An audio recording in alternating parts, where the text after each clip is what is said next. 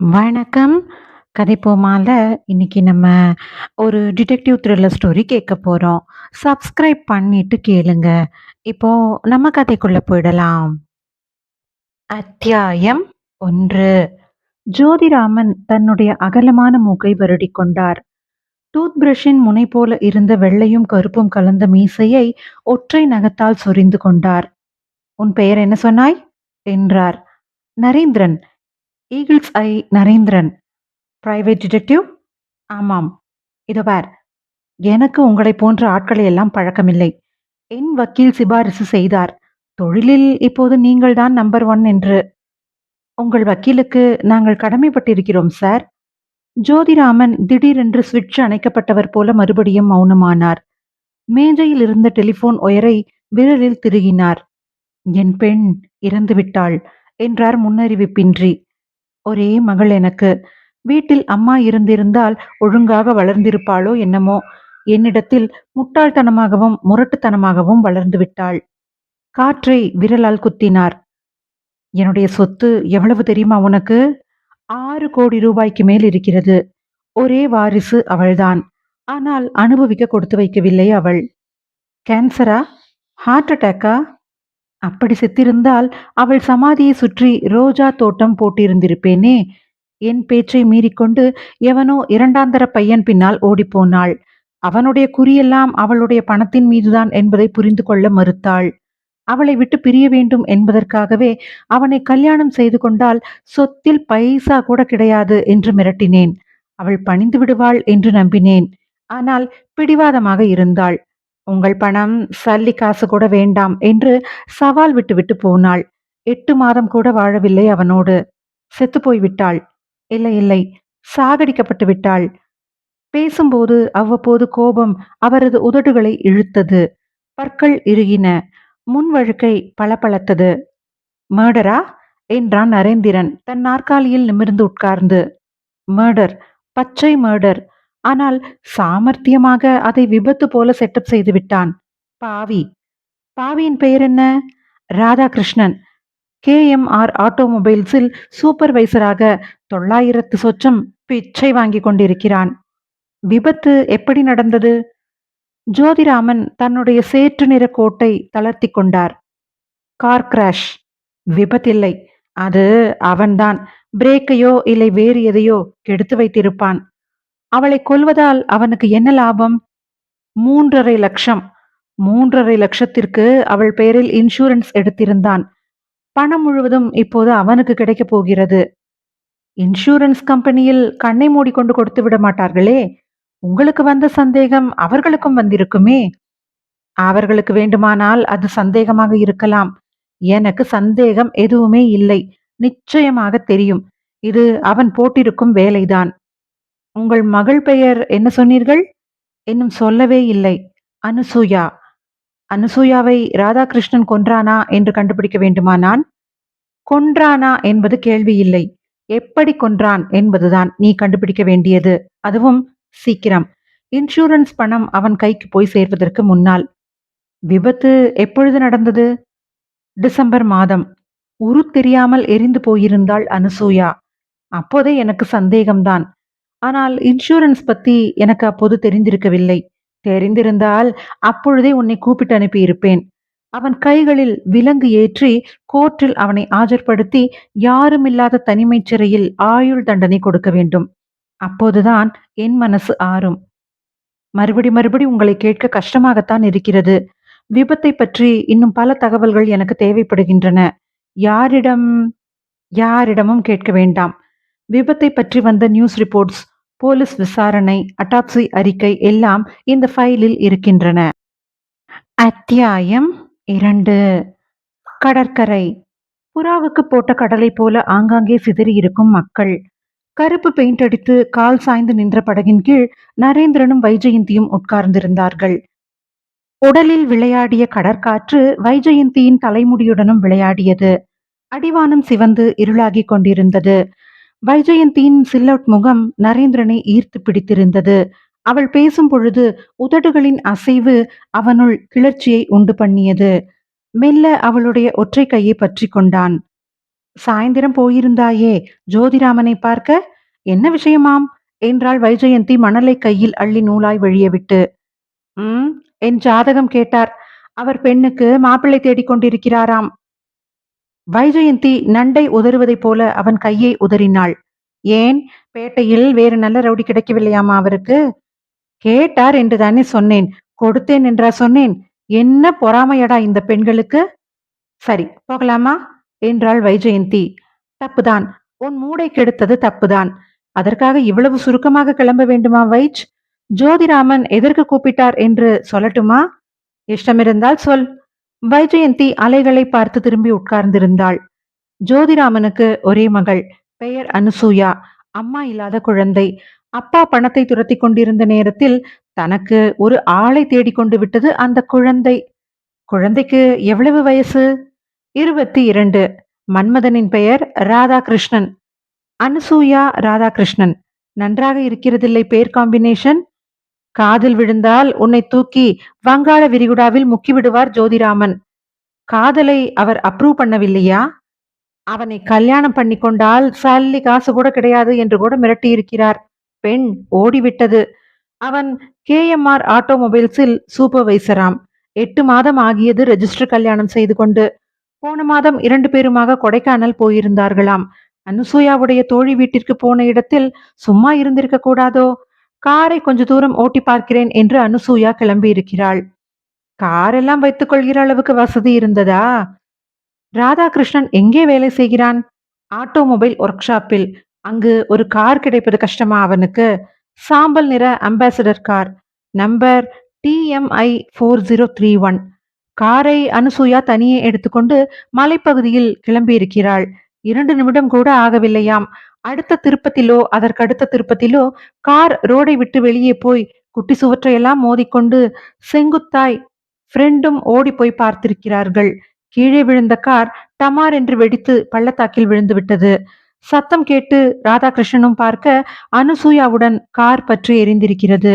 அப்புறம் அவர்கள் தகவல் கொடுத்து ஃபயர் சர்வீஸ்காரர்கள் வந்து அந்த இருட்டு பள்ளத்தாக்கில் வெளிச்சம் போதாமல் கஷ்டப்பட்டு இறங்கி தேடி எடுத்திருக்கிறார்கள் அனுசூயாவின் எரிந்து போன உடம்பை.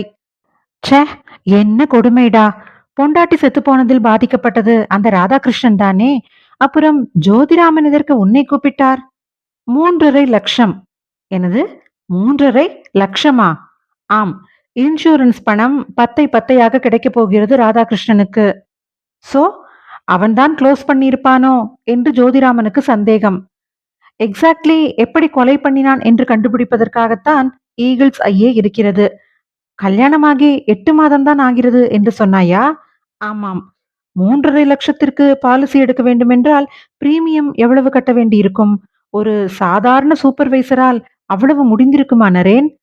ஒவ்வொன்றாய் கண்டுபிடிக்கத்தானே போகிறோம். இப்போதைக்கு பிரைம் சஸ்பெக்ட். தமிழிலேயே சொல். சந்தேக லிஸ்டில் முதலில் இருப்பவன் ராதாகிருஷ்ணன் தான். இவ்வளவு பெரிய தொகையை கொடுக்க போகும் இன்சூரன்ஸ்காரர்கள் இது உண்மையிலேயே விபத்து தானா என்று கவனிக்க மாட்டார்களா நரேன்? விசாரிக்க வேண்டும். முதல் மூவ் என்ன? இதுதான் என்று நரேந்திரன் அவளுடைய கை மேல் தன் கையை வைத்தான். அதை பீய்த்து எறிந்தாள் வைஜெயந்தி. இதற்குத்தான் இருட்டின பிறகு இன்டீசென்டான ஆட்களோடு பீச்சுக்கெல்லாம் வரக்கூடாது என்கிறது. ஏய் ஏய், இன்றைக்கு நீ ரொம்ப ரொமான்டிக் மூடில் இருக்கிறாய். இன்னும் கொஞ்ச நேரம் இருந்தாலும் ஆபத்துதான். கிளம்பு கிளம்பு. வைஜெயந்தி மணலை தட்டி கொண்டு எழுந்து விட்டாள்.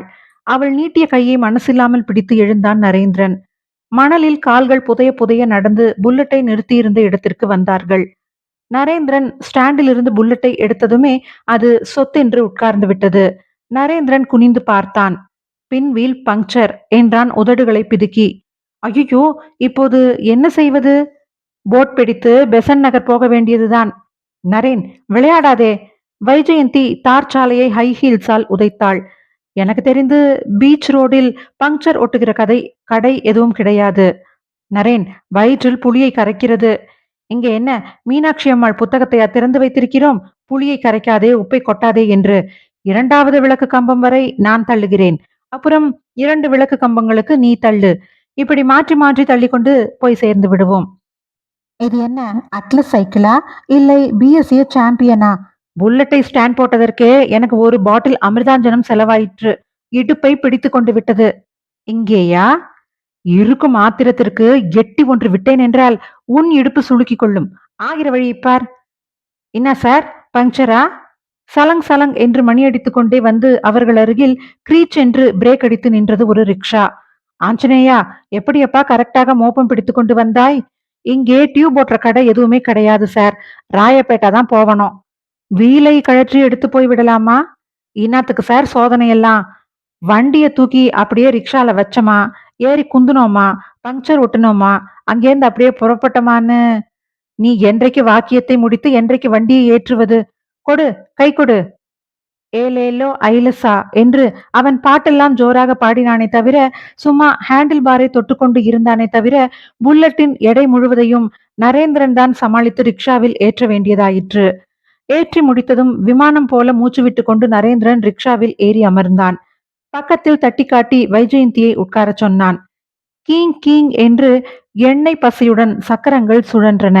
ஒவ்வொரு கஜத்திற்கும் ஒரு முறை ரிக்ஷா வினோதமாக குலுங்கியது. வைஜ், குனிந்து பார், சக்கரம் ரவுண்டாக இருக்கிறதா இல்லை சதுரமாக இருக்கிறதா என்று.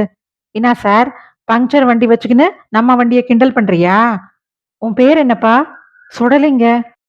வண்டி இந்த குலுங்கு குலுங்குதே சுடல. Tyre பூடிச்சு sir.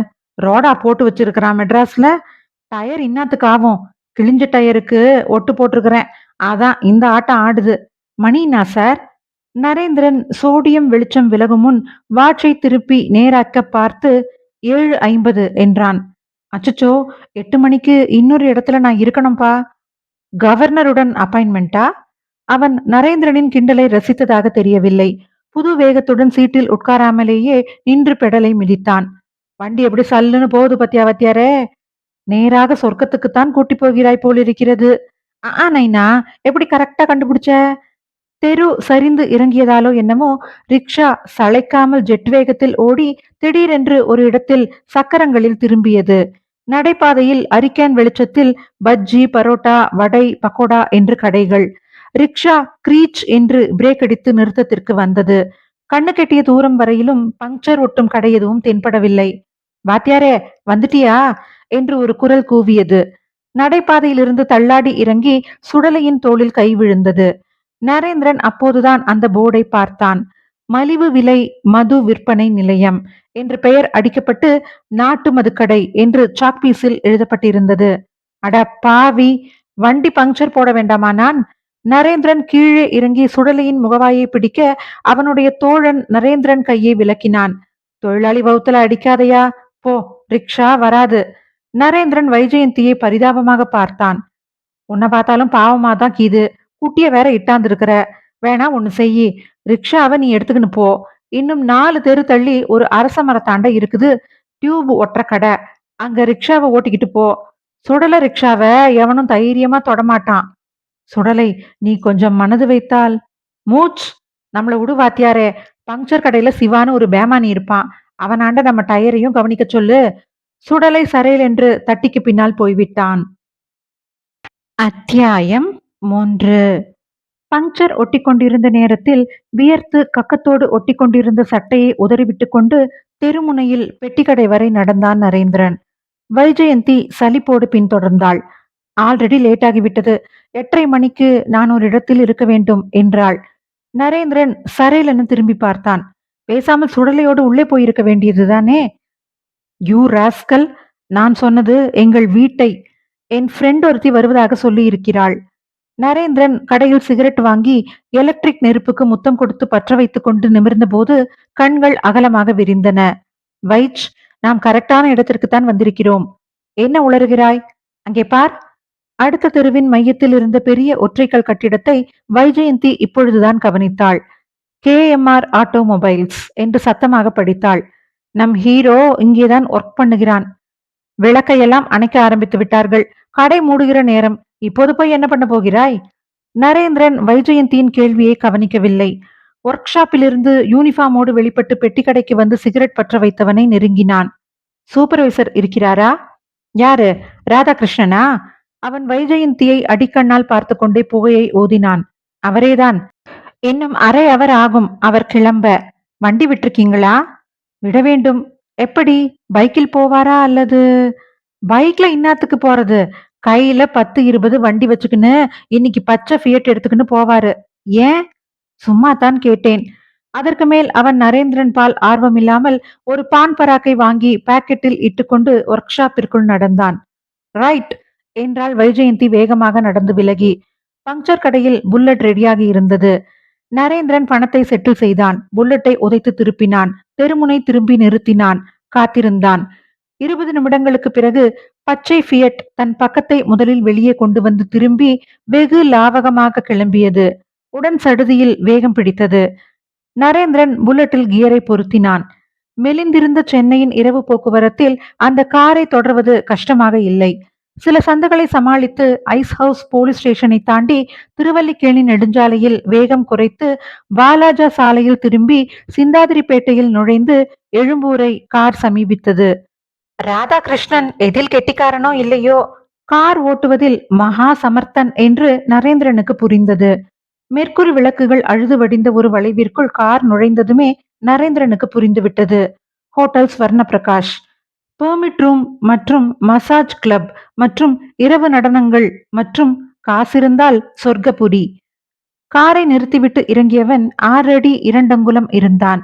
Hotel car parking வெளிச்சத்தில் அவனுடைய அகலமான தோள்களும் அகன்ற மார்பும் மெல்லிய பனியன் சட்டையை மீறி புலப்பட்டது. உறுதியான எலும்புகளால் உருவாக்கப்பட்ட சதுரமான முகம், அகலமான நெற்றி, கருத்த புருவங்கள், நீளமான நாசி, மெல்லிய லிப்ஸ்டிக் போட்டிருப்பானோ என்று சந்தேகிக்க வைக்கும் ரோஸ் நிற உதடுகள். காரின் கதவை அரைந்து சாத்திவிட்டு ஹோட்டலுக்குள் அவன் நடந்த நடையில் ஒரு தாளம் இருந்தது. நடந்து கொண்டே சிகரெட்டை வாயில் பொருத்தி கைகளை குவித்து லைட்டர் ஜோதியால் பற்ற வைத்து கண்களை சுருக்கி புகையை இழுத்ததில் கம்பீரம் இருந்தது. அனுசூயா தலையும் காலுமாய் அவனிடம் சரணடைந்ததில் ஆச்சரியமில்லை என்றே தோன்றியது. நரேந்திரன் கிட்டத்தட்ட அவனுடைய குதிகாலிலேயே பின்தொடர்ந்தான். ரிசப்ஷனில் இருந்தவன் பரிச்சய புன்னகை செய்து குட் ஈவினிங் ராதாகிருஷ்ணன் என்றதும் நரேந்திரன் சரியான ஆளைத்தான் பின்தொடர்ந்து வந்திருக்கிறோம் என்று ஆறுதலானான்.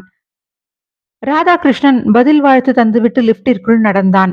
நரேந்திரன் அவனோடு லிப்டில் பயணம் செய்தபோது ராதாகிருஷ்ணனை இன்னும் அருகாமையில் பார்க்க முடிந்தது. இருவருக்கும் இடையிலான இறுக்கத்தை போக்குவதற்காக நரேந்திரன் ஒரு சிகரெட்டை வாயில் பொருத்தி கொண்டான். பாக்கெட்டுகளில் தீப்பெட்டிக்காக தட்டி பார்த்துவிட்டு ராதாகிருஷ்ணனை அர்த்தத்துடன் நிமிர்ந்து பார்த்தான்.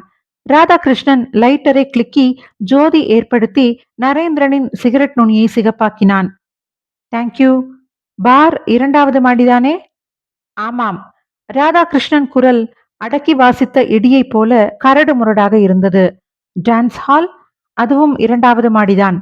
தேங்க்யூ. 2வது மாடியில் லிப்ட் கதவு திறந்ததும் ராதாகிருஷ்ணனை முன்னே விட்டு நரேந்திரன் ஷூலேஸை சரிப்படுத்தி கொண்டான். ரம்பா ஹால் என்று கண்ணாடியில் செதுக்கப்பட்ட கதவை திறந்து அவன் நுழைந்தான். நரேந்திரன் அதே கதவை திறந்ததும் நெஞ்சில் ஒரு கை பதிந்து தடுத்தது. டிக்கெட் கேட்டவன் ரூம் உயரத்திற்கு கதவு அகலத்திற்கு இருந்தான். டிக்கெட் இங்கேதானே? இல்லை, கீழே ரிசப்ஷனில் வாங்கி வாருங்கள்.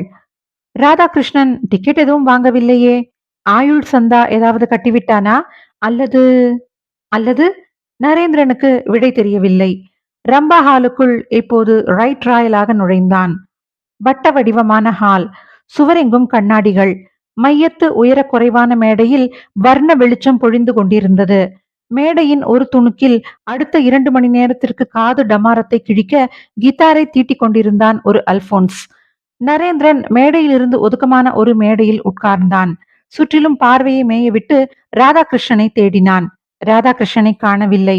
நரேந்திரனுக்கு அடிவயிற்றில் சுரீர் என்றது. டிக்கெட் வாங்க அவன் கீழே போன நேரம் ராதாகிருஷ்ணன் தப்பித்து போய்விட்டானா? ஒருவேளை பாருக்கு போயிருப்பானோ? நரேந்திரன் சீட்டிலிருந்து எழுந்திருக்கலாம் என்று தீர்மானித்த நேரம் அவன் மேஜையில் ஒரு பச்சை வண்ண பிளாஸ்டிக் உரை விழுந்தது. Your order please. துல்லியமான ஆங்கில உச்சரிப்பு, ரம்யமான பெர்ஃப்யூமின் மனம். இறக்கி கட்டிய பாவாடையும் தூக்கி கட்டிய ரவிக்கையுமாக நின்றிருந்த பெண்ணுக்கு 28 வயது இருக்கலாம். அவளுடைய மேப்பை வைத்துக்கொண்டு இனிமேல் டான்ஸ் ஆடுவது அர்த்தமில்லை என்று பேரர் உத்தியோகத்திற்கு தள்ளிவிட்டார்களோ என்னமோ. What would you have? நான் இங்கிலாந்திலிருந்து வரவில்லை. இங்கே பெசன்ட் நகர் குப்பத்திலிருந்துதான் வருகிறேன். தமிழிலேயே கேள். ஹேய் நாட்டி என்று அவன் வயிற்றில் செல்லமாக குத்தினாள்.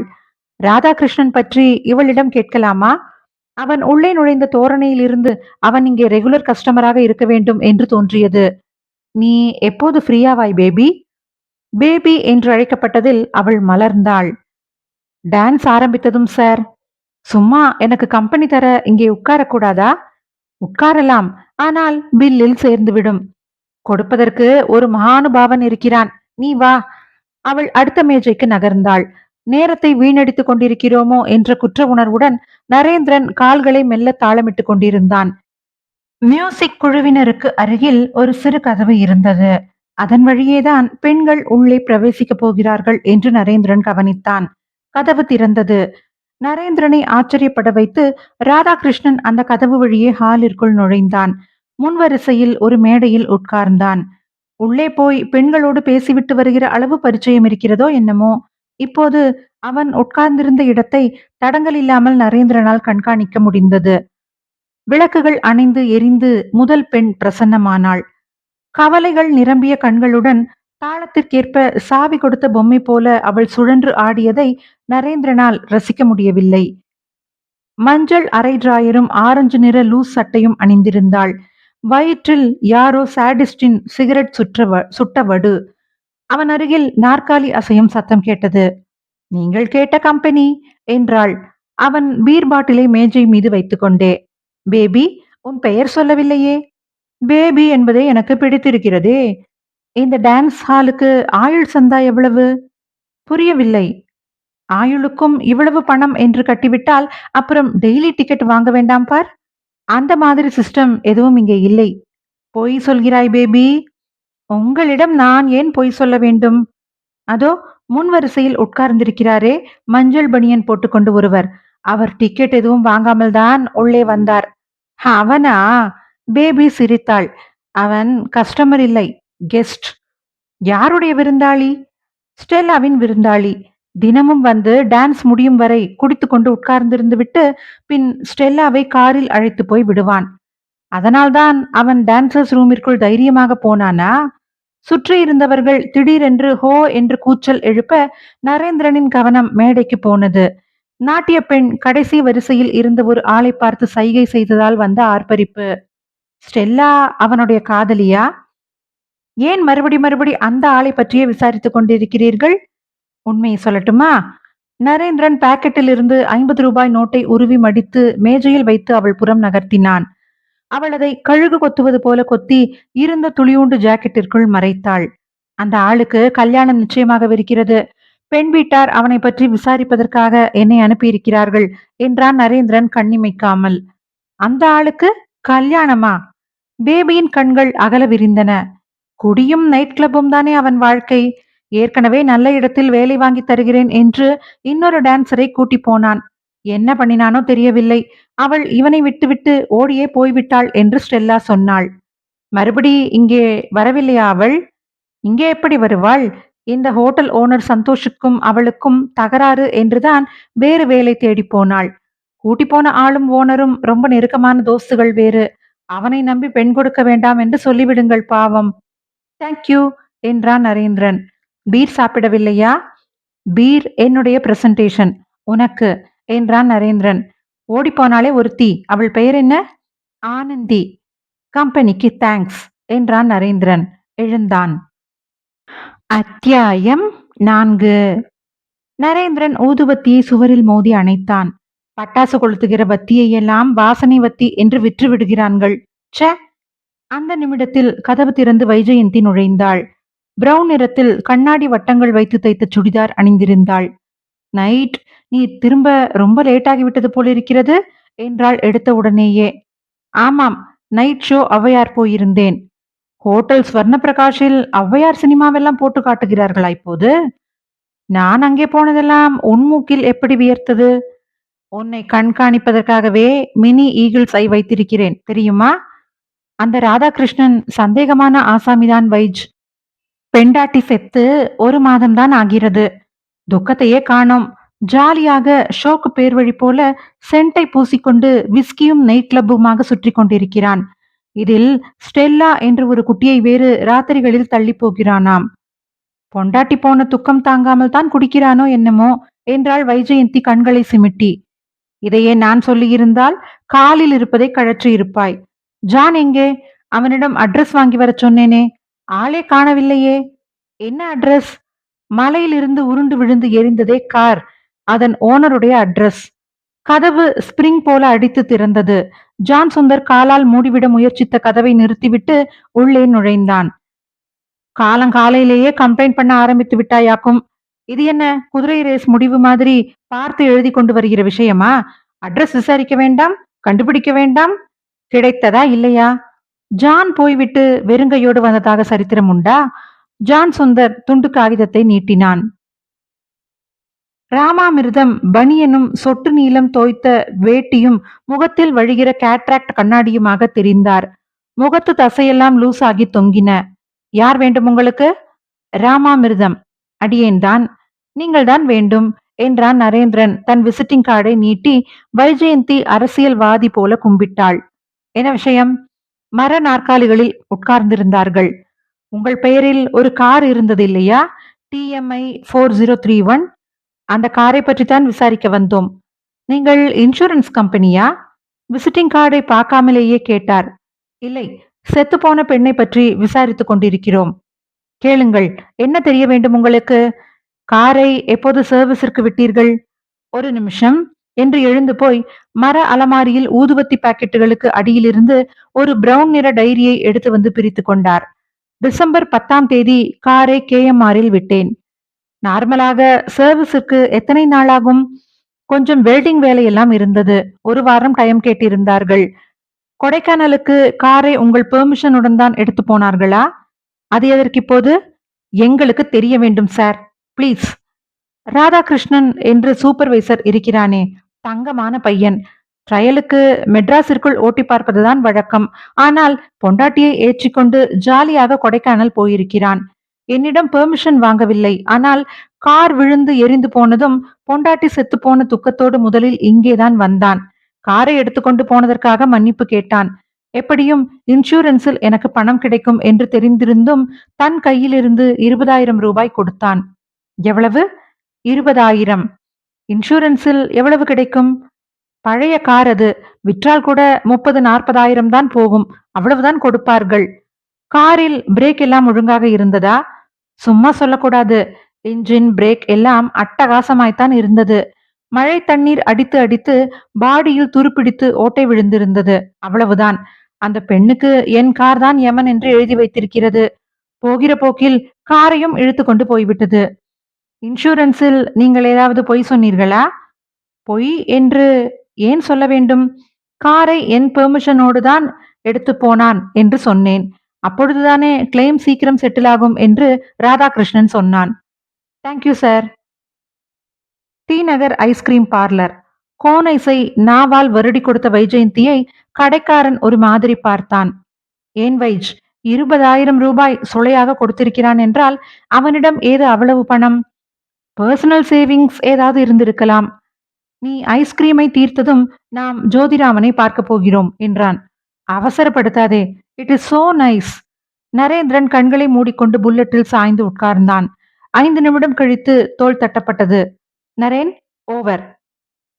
ஜோதிராமன் வைஜெயந்தியை கேள்விக்குறியுடன் பார்த்தார். என்னுடைய அசிஸ்டன்ட் வைஜெயந்தி. ஆண்களிடம் ஜாக்கிரதையாக இருந்து கொள்ளம்மா என்றார் எடுத்த உடனேயே. Yes, what can I do for you என்றார் நரேந்திரன் பக்கம் திரும்பி. உங்கள் மகள் கல்யாணமாகி போன போது அவளுக்கு நீங்கள் சல்லிக்காசு கூட தரவில்லை என்றுதானே சொன்னீர்கள்? ஆமாம். அனுசூயாவிடம் தனிப்பட்ட முறையில் ஏதாவது பணம் இருந்திருக்குமா? அவளுடைய பர்சனல் அக்கவுண்டில் இருந்திருக்கலாம். அதில் ஏதாவது அதிகப்படியான பணம் எடுக்கப்பட்டதா என்று பார்க்க முடியுமா? நீங்கள் ஒன்று செய்யுங்கள். அவள் அக்கவுண்ட் வைத்திருக்கும் பேங்க் எனக்கு தெரிந்த பேங்க் தான். அங்கே மேனேஜரை போய் பாருங்கள். அவர் நீங்கள் கேட்கும் விவரமெல்லாம் தருவார். அனுசூயாவிற்கு கார் ஓட்டும் லைசன்ஸ் இருந்ததா சார்? லைசன்ஸ் ஆவது, அவள் டிரைவிங்கில் எக்ஸ்பர்ட் அம்மா. பெண்களுக்கான கார் ரேஸில் எல்லாம் கலந்து கொள்பவள். ஒரு தடவை முதல் பரிசே வாங்கியிருக்கிறாள். எக்ஸ்பர்ட் டிரைவர் அவள்.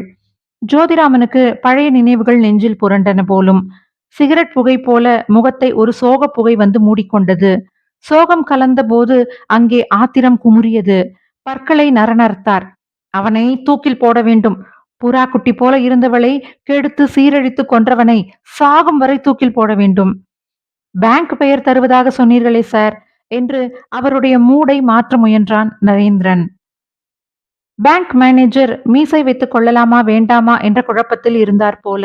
மூக்குக்கு கீழ் பேனாவை உதறியது போல மீசை. வரவேற்று நாற்காலி உபசரித்து லெட்ஜரை கொண்டு வரச் சொல்லி குறிப்பிட்ட பக்கத்தையே திறந்து காட்டினார். ரூல்ஸ் படி எந்த அக்கவுண்ட் பற்றியும் நாங்கள் வெளியே சொல்லவே கூடாது. ஜோதிராமனே கேட்டுக்கொண்டார் என்பதால் தான். ரொம்ப நன்றி சார். அக்கவுண்டில் ஆரம்பத்தில் 40,000 சொச்ச ரூபாய் இருந்தது. மாதம் முதல் தேதியன்று 2,500 ரூபாய் பணம் எடுக்கப்பட்டிருந்தது. டிசம்பர் மாதம் மட்டும் மறுபடியும் 5ஆம் தேதி அக்கவுண்டில் 100 ரூபாய் பாக்கி வைத்துவிட்டு 20,600 ரூபாய் எடுக்கப்பட்டிருந்தது. இந்த அக்கவுண்டை யார் ஆபரேட் பண்ணலாம்? சிங்கிள் அக்கவுண்ட் தான். அனுசூயா மட்டும்தான் ஆபரேட் பண்ணலாம். வைஜெயந்தி எந்தெந்த தேதிகளில் பணம் எடுக்கப்பட்டிருக்கிறது என்று குறித்துக் கொண்டாள். கடந்த 8 மாதத்தில் ஒரு தடவை கூட பணம் போடப்படவில்லை. ஒவ்வொரு முறையும் எடுக்கப்பட்டிருக்கிறது என்பதையும் கவனித்தாள். மேனேஜருக்கு நன்றி சொல்லிவிட்டு புறப்பட்டார்கள். புல்லட்டில் போகும்போது வைஜெயந்தி கேட்டாள், ராதாகிருஷ்ணன் பெரிய ஆளாயிருப்பான் போலிருக்கிறது நரேன், இல்லை? ம். நரேந்திரன் தலையை அசைத்தான். இன்னும் கொஞ்சம் கிட்டே வந்துதான் பேசேன். நீ சொன்னது எதுவும் காதில் விழவில்லை. ராஸ்கல் என்று முணுமுணுத்துவிட்டு வைஜெயந்தி இன்னும் நெருங்கி உட்கார்ந்து அவன் வலது தோளில் முகவாய் பதித்து அதையே மறுபடி சொன்னாள். நானும் நினைத்தேன், திட்டமிட்டுத்தான் கொடைக்கானலுக்கு அவளை அழைத்து போகும் முன் அவள் அக்கவுண்டிலிருந்து பணத்தை எல்லாம் வாங்கியிருக்கிறான் என்று பொய்க்காரணம் சொன்னானோ. வாங்கிய பணத்தில் 20,000 தூக்கி காருக்கு காம்பன்சேஷனாக கொடுத்து விட்டான். அவள் அப்பா சொல்வதை பார்த்தால் கார் டிரைவிங் அவளுக்கு அட்டகாசமாக வரும். அப்புறம் எப்படி பள்ளத்தில் உருண்டாள்? நேரே அந்த இடத்துக்கே போய் பார்த்தால்தான் தெரியும் வைஜ். கொடைக்கானல் போகும்போது நானும் உண்டுதானே? உண்டு. இன்றைக்கு நைட் என்ன புரோகிராம்? எந்த சினிமா போகலாம்? கிழிந்துவிடும். நான் கேட்டது உன் புரோகிராமை. நேற்று ஆரம்ப ஜரூருக்காக இருந்தது. இன்றைக்கு அந்த ராதாகிருஷ்ணனை மறுபடி ஃபாலோ செய்ய வேண்டும். இன்சூரன்ஸ் கம்பெனிக்கு போக வேண்டும் என்றாயே. பார்க்க வேண்டிய பேப்பர்களை, டாக்குமெண்ட்டுகளை கேலண்டராக சுருட்டி வைத்துவிட்டு தமிழக சட்டசபையை கலைத்தது நியாயமா இல்லையா என்று பட்டிமன்றத்தில் கலந்து கொண்டு அடுத்த மேஜையை குத்திக் கொண்டிருந்த ஆபீசர் வேண்டா வெறுப்பாக வந்து நாற்காலியில் உட்கார்ந்து எஸ் என்றார். டிசம்பர் 14ஆம் தேதி கொடைக்கானலில் ஒரு விபத்து நடந்தது. கார் எரிந்து போனதே என்று நரேந்திரன் ஆரம்பித்தான். அதற்கு என்ன சார் இப்போது? நீங்கள்தான் ஹஸ்பண்டா? இல்லை சார், கசின் பிரதர். தினம் 2 தடவையாவது போன் பண்ணி கேட்டுக்கொண்டிருக்கிறான் புருஷன்காரன். அவனுக்காகவாவது பணம் வந்து சேரப்போகிறது.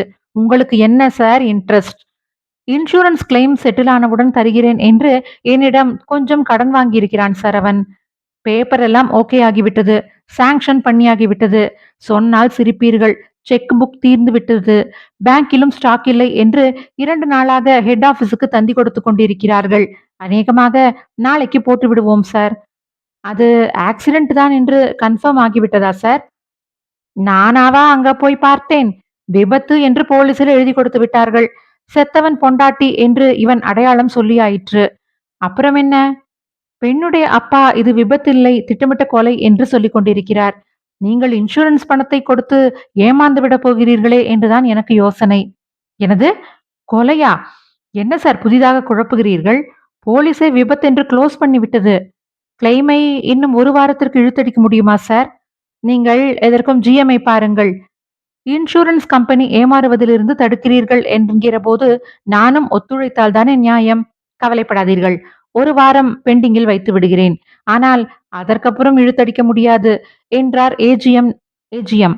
நரேந்திரன் தான் ஈகிள் சையிலிருந்து வருவதாக உண்மையை சொன்னவுடன் தேங்க்யூ வெரி மச் என்று நரேந்திரன் சொன்னதை விட வைஜெயந்தி சொன்னதைத்தான் அவர் அதிகம் ரசித்த மாதிரி இருந்தது.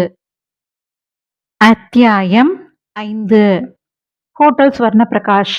நிலா மொட்டை மாடி நியானில் காய்ந்து கொண்டிருந்தது. நரேந்திரனின் புல்லட் போர்டிகோ நிழலில் காத்திருந்தது. இரவு 11 மணியாகிவிட்ட நிலையில் பெர்மிட் ரூம் சாத்தப்பட்டது. சற்று நேரத்தில் லிப்டிலிருந்து ராதாகிருஷ்ணனும் ஸ்டெல்லாவும் கைகோர்த்து கார் நிறுத்தியிருந்த இடத்திற்கு நடந்தார்கள். நரேந்திரன் ஹெல்மெட்டை அணிந்து கொண்டான். காரை இடைவெளி விட்டு சுலபமாக பின்பற்றினான். கார் மேம்பாலம் ஏறி இறங்கி இடத்தில் திரும்பி புரசைவாக்கம் நோக்கி விரைந்தது. ஒரு தியேட்டரின் நிழலில் இருந்த சிறு தெருவிற்குள் நுழைந்து கடைசி வீட்டின் முன் நின்றது. இருவரும் இறங்கினார்கள். ஸ்டெல்லா தன் ஹேண்ட்பேக்கிலிருந்து சாவி எடுத்தாள். கதவை திறந்தாள். இருவரும் உள்ளே நுழைந்தார்கள். கதவு சாத்தப்பட்டது. இரவு டான்ஸ் ஆடுபவர்களின் பசி கொடுமையை பற்றியும் இல்லாமை பற்றியும் நரேந்திரன் வைத்திருந்த எண்ணம் குழப்பப்பட்டது. இவளுக்கு நகரின் சந்தடி மிகுந்த இந்த பிரதேசத்தில் சொந்தமாக ஒரு வீடு இருக்கிறதா?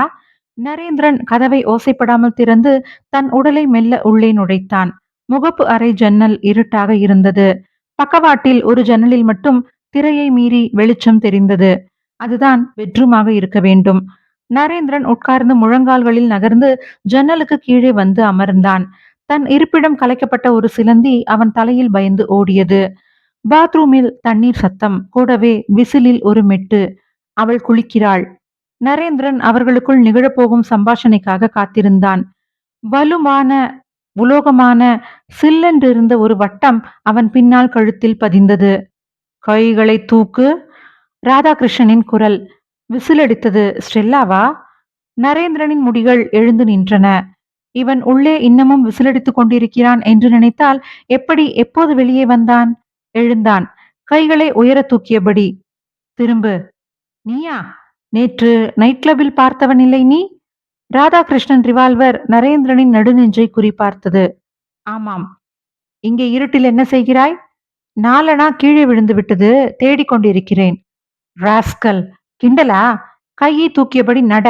வீட்டிற்குள் போகப் போகிறோம். தப்பிக்க முயற்சி பண்ணினால் சுட்டு பொசுக்கி விடுவேன். ஆனால் நான் இன்னும் இன்சூரன்ஸ் செய்து கொள்ளவில்லையே என்றான் நரேந்திரன். அந்த பதில் ராதாகிருஷ்ணனின் உடம்பில் ஒரு திடுக்கிடலை ஓட்டியது. யார் நீ? என்றான். வீட்டிற்குள் போய் பேசுவோமே.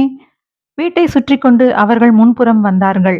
கதவை திறந்து உள்ளே போ என்றான் ராதாகிருஷ்ணன். வீட்டிற்குள் நரேந்திரன் நுழைந்ததுமே சரையல் என்று காலை உயர்த்தி கதவை கொக்கி போட்டு அரைந்து சாத்தினான். நரேந்திரனின் வெகு பின்னே வந்து கொண்டிருந்தாலும் ராதாகிருஷ்ணன் கையிலும் முகத்திலும் மார்பிலுமாக கதவு மோதியது. அதே வேகத்தில் கதவை திறந்து ராதாகிருஷ்ணனின் திகைத்து போன கையிலிருந்து துப்பாக்கியை பறித்து ராதாகிருஷ்ணனையும் உள்ளே இழுத்து போட்டு கதவை அரைந்து சாத்தி கொண்டு வெளியே தாளிட்டான் நரேந்திரன். ராதாகிருஷ்ணன் தப தபவென்று பின்புறம் ஓடி பின்வாசல் வழியாக வெளியேறி முன்புறம் வந்தபோது புல்லட்டின் எக்ஸாஸ்ட் புகை அந்த தெருவில் சப்திக்க துவங்கி இருந்தது. ஒரு கெட்ட வார்த்தையை உதிர்த்துவிட்டு கேட்டை அவன் உதைத்தது நரேந்திரனுக்கு கேட்டது. மறுநாள் இரவு 8 மணி. முந்தின இரவு பறந்து ஓடிய புல்லட் ஓய்ந்து நின்றது. நரேந்திரன் இறங்கினான். எதிர்பார்த்தபடியே ஸ்டெல்லா இல்லம் வெளியே பூட்டப்பட்டிருந்தது. நரேந்திரன் இருபுறமும் பார்த்தான். தெரு நிசப்தமாக இருந்தது. ஒரே ஒரு ஆங்கிலோ இந்திய 40 வயது மாது குழந்தையை வண்டியில் வைத்து தள்ளிக்கொண்டு இரவு வாக்கிங்கிற்கு கிளம்பிக் கொண்டிருந்தாள். நரேந்திரன் அவளுக்கு எதிரில் போய் நின்றான். Good evening madam. God bless you என்றாள் அவள். அந்த கடைசி வீடு விலைக்கு வருகிறது என்று யாரோ சொன்னார்கள். ஓனர் யார் என்று தெரிந்து போகலாம் என்று வந்தேன். வண்டியில் இருந்த குழந்தை உருண்டை கண்களால் நரேந்திரனை பார்த்து சிரித்தது. நீங்கள் ஸ்டெல்லா வீட்டை சொல்கிறீர்களா என்றாள் அவள். காற்றில் அவளுடைய பாப் செய்யப்பட்ட கூந்தல் அலைந்தது. அந்த வீடு இப்போதுதானே 6 மாதத்திற்கு முன்னால் வாங்கப்பட்டது. அடடே, ஸ்டெல்லா தான் இப்போது ஓனர். என்ன, ஒரு 2 லட்சத்திற்கு போயிருக்குமா? புரசைவாக்கத்தில் கிரவுண்ட் என்ன விலை என்று தெரியுமா உங்களுக்கு? அவள் சிரித்தாள். வீட்டோடு சேர்த்து 3.25 லட்சத்திற்கு வாங்கினாள் ஸ்டெல்லா. பெரிய பணக்காரியோ? Poor girl. ஏதோ ஹோட்டலில் ரிசப்ஷனிஸ்டாக இருப்பதாக சொன்னாள். அவளுடைய புருஷன் ஸ்கூட்டர் ஆக்சிடென்டில் செத்து போனான். இன்சூரன்ஸ் கிளைம் அவளுக்கு கிடைத்தது. ஐ சி. 3 லட்சமோ என்னமோ இன்சூரன்ஸ் பணம் கிடைத்தது. அது போக மிச்சத்திற்கு அங்கே இங்கே கடன் வாங்கித்தான் இந்த வீட்டை வாங்கியிருக்கிறாள். நான் கொஞ்சம் லேட். 6 மாதம் லேட் என்று சிரித்தாள் அவள். ஸ்டெல்லாவை நான் எங்கே பார்க்கலாம் மேடம்? எக்மோரில் ஏதோ ஒரு ஹோட்டலில் ஒர்க் பண்ணுவதாக சொன்னாள். ராத்திரி 11 மணி ஆகிவிடுகிறது அவள் டியூட்டி முடிக்க. தினமும் கம்பெனி கார் தான் அவளை கொண்டு வந்து இறக்கி விடுகிறது. Oh, thank you aunty. God bless you. Narendran குனிந்து குழந்தையின் கன்னத்தை செல்லமாக தட்டினான். ஸ்டெல்லா விதவை. கணவன் இறந்ததும் கிடைத்த இன்சூரன்ஸ் பணத்தில் வீடு. இன்சூரன்ஸ் என்பது இங்கேயும் வந்து இடிக்கிறது. ஸ்டெல்லா கணவனை இழந்தவள். ராமகிருஷ்ணன் மனைவியை இழந்தவன். இருவரையும் பார்த்தால் அதற்காக துக்கப்படுகிறவர்களாக தெரியவில்லை. நரேந்திரன் புல்லட்டை நிறுத்தியிருந்த இடத்திலிருந்து விலகி நடந்தான். சற்று நேரம் கடைகளை எல்லாம் கவனித்துக் கொண்டிருந்து விட்டு மறுபடியும் அதே தெருவிற்குள் நுழைந்தான். யாரும் கவனிக்கவில்லை என்பதை நிச்சயம் செய்து கொண்டு கடைசி வீட்டிற்கு வேகமாக நடந்தான். கேட்டை திறந்து நகர்ந்து வீட்டு கதவின் முன்பூட்டை மறைத்தபடி நின்றான். அவனிடமிருந்து சாவி கொத்து சப்திக்காமல் வெளியே வந்தது. 6வது சாவி பூட்டை திறந்தது. கதவை திறந்து உடன் மூடி உள்புறம் தாளிட்டான். பெரிய படுக்கையறை, இரட்டை கட்டில், கட்டிலின் தலைமாட்டில் உதயசூரியன் போன்ற அரைவட்ட அமைப்பில் சுவரில் மெத்தை, பின்னால் ஸ்டூலில் ஒரு கார்ட்லெஸ் போன், மெத்தைகளின் மீது ரோஸ் நிற படுக்கை விரிப்பு. அலமாரிகளை ஆராய்வதற்காக நரேந்திரன் டார்ச்சை திருப்ப முனைந்த சமயம் என்று காற்றில் ஒரு ஒலி முன்னறிவிப்பு செய்ய சரையென நகர முற்பட்டதும் அவனுடைய வலது தோளில் கனமான உருட்டுக்கட்டை இறங்கியது. டார்ச் எகிரியது. குப்புரடித்து எழுந்தான். 2 கைகளையும் வெவ்வேறு ஷூக்களால் மிதித்தன, தேய்த்தன. எத்தனை நேரமாக உனக்காக காத்திருக்கிறோம் தெரியுமா? திறமையான ஒரு கை நரேந்திரனின் உடலில் ஒட்டப்பட்டது. இடுப்பிலிருந்து ரிவால்வர் எடுக்கப்பட்டது. ராதாகிருஷ்ணன் ரிவால்வர் பரிசோதனை கூடத்தில் தவளையை திருப்பி போடுவது போல நரேந்திரனை திருப்பி போட்டனர். யார் நீ? நரேந்திரன் எதிராளியின் கையில் இருந்த ரிவால்வரின் சாதகத்திற்காக கவலைப்பட்டான். நரேந்திரன், எப்படியும் அவன் பாக்கெட்டிலிருந்து விசிட்டிங் கார்டை எடுத்தால் தெரிந்து போகும். இங்கே எதற்கு திருட்டுத்தனமாக நுழைந்தாய்? நான் ஒரு பிரைவேட் டிடெக்டிவ். இங்கே யாரை வேவு பார்ப்பதற்காக வந்தாய்? உங்கள் முதலாளியை. யார் எங்கள் முதலாளி? உங்களுக்கே தெரியும். நீ வாயை திறந்து சொல்லடா. ஒருத்தன் கையை அரைத்து தேய்த்தான். நரேந்திரன் வலியின் காரணமாக கண்களில் கண்ணீர் தழும்புவதை உணர்ந்தான். யாரை வேவு பார்க்க வந்தாய்? சொன்னேனே. சட்டையை கொத்தாக பற்றி நரேந்திரனை நிமிர்த்தி நிறுத்தினார்கள். துப்பாக்கியை அவன் நெஞ்சுக்கு குறிவைத்து, யார் எங்கள் முதலாளி என்றான் ஒருவன். நரேந்திரன் வெகு திடீரென்று செயல்பட்டான். துப்பாக்கியை பற்றி கவலைப்படாது அந்த கையை பற்றி இழுத்தான். அந்த ஆள் முழு வேகத்துடன் நரேந்திரனின் மீது மோதிய கணத்தில் தன் மண்டையால் அவன் முகவாய்க்கு கீழே கொடுத்து எக்கி தாக்கினான். எதிராளியின் பல்வரிசை கலைந்த சத்தம் கேட்டது. அவனை அப்படியே தூக்கி இன்னொருவன் மீது எரிந்து இருவரும் குழம்பி சுவற்றில் மோதி எழுந்திருப்பதற்குள் கீழே இருந்த ரிவால்வரை பொறுக்கி அதன் தோட்டாக்களை வெளியே எடுத்து ஜன்னல் வழியே தூர வீசி போன் வைத்திருந்த ஸ்டூலை எடுத்து அவர்கள் மீது எரிந்து கட்டிலை அள்ளி கவிழ்த்துவிட்டு நரேந்திரன் அதற்கடுத்த கிச்சன் என்று பரவி வெளியே தோட்டத் துணுக்கில் குதித்து இன்னொரு காம்பவுண்ட் ஏறி குதித்து, அடுத்த தடவை அந்த வீட்டிற்குள் நான் நுழைந்தால் என்னை காப்பாற்ற ராணுவ படையே காத்திருக்கும் என்றான் நரேந்திரன். தோல் வறண்டு போயிருந்த அவனுடைய புறங்கைகளுக்கு மிருதுவான ஆயின்மெண்டை தடவினாள் வைஜெயந்தி. எவ்வளவு அடிபட்டாலும் நீ ஏன் அதே வீட்டையே குறிவைக்கிறாய்? வாளை கொளுத்தினாலும் அனுமார் இலங்கையை பார்க்காமலா வந்தார்? சரியாக ராமாயணம் தெரியாமல் உளராதே. உனக்கும் அனுமாருக்கும் ஒரே ஒற்றுமை வாள்தான். இனிமேல் அந்த வீட்டில் நுழைவதில் அர்த்தமில்லை. அங்கே இத்தனை நாள் நமக்கு சாதகமாக ஏதாவது இருந்திருந்தாலும் நான் 2 தடவை குறுக்கிட்டதாலேயே அத்தனையையும் அந்த இடத்தை விட்டு இந்நேரம் நகர்த்தி இருப்பார்கள். ரகசியமாக செய்ய வேண்டியதை இப்போது அவர்களை உஷாராக்கிவிட்டு கஷ்டப்பட போகிறாய். இது ஒரு ட்ரிக் வைஜ். என்ன ட்ரிக்? குற்றமுள்ள நெஞ்சு குறுகுறுக்கும். நான் எவ்வளவு தூரம் கண்டுபிடித்து விட்டேனோ என்று 2 பேருக்குமே பதட்டமாக இருக்கும். அந்த பதட்டத்திலேயே அடுத்த காரியத்தை குழப்பி விடுவார்கள் பார். அவர்களை யார் கவனிப்பது? அதையெல்லாம் கவலைப்படாதே. எனக்கு ஒரு விஷயம்தான் உதைக்கிறது வைஜ். என்ன? 3 லட்சத்திற்கு மேல் கொடுத்து வீடு வாங்கியிருப்பவள் இன்னும் எதற்காக நைட் கிளப்பில் டான்ஸ் ஆட போக வேண்டும்? தினமும் அதே கிளப்பில் போய் உட்கார்ந்து கொண்டிருக்க வேண்டிய அவசியம் ராதாகிருஷ்ணனுக்கு என்ன? ராதாகிருஷ்ணனுக்குத்தான் அந்த ஹோட்டல் ஓனர் நண்பர் என்று பேபி என்பவள் சொன்னதாக சொன்னாயே. ஆ, சந்தோஷ். சந்தோஷை நாம் இன்னும் சந்திக்கவில்லையே வைஜ். நீ வேண்டாம், நான் மட்டும் போய்விட்டு வருகிறேனே என்றாள் வைஜெயந்தி.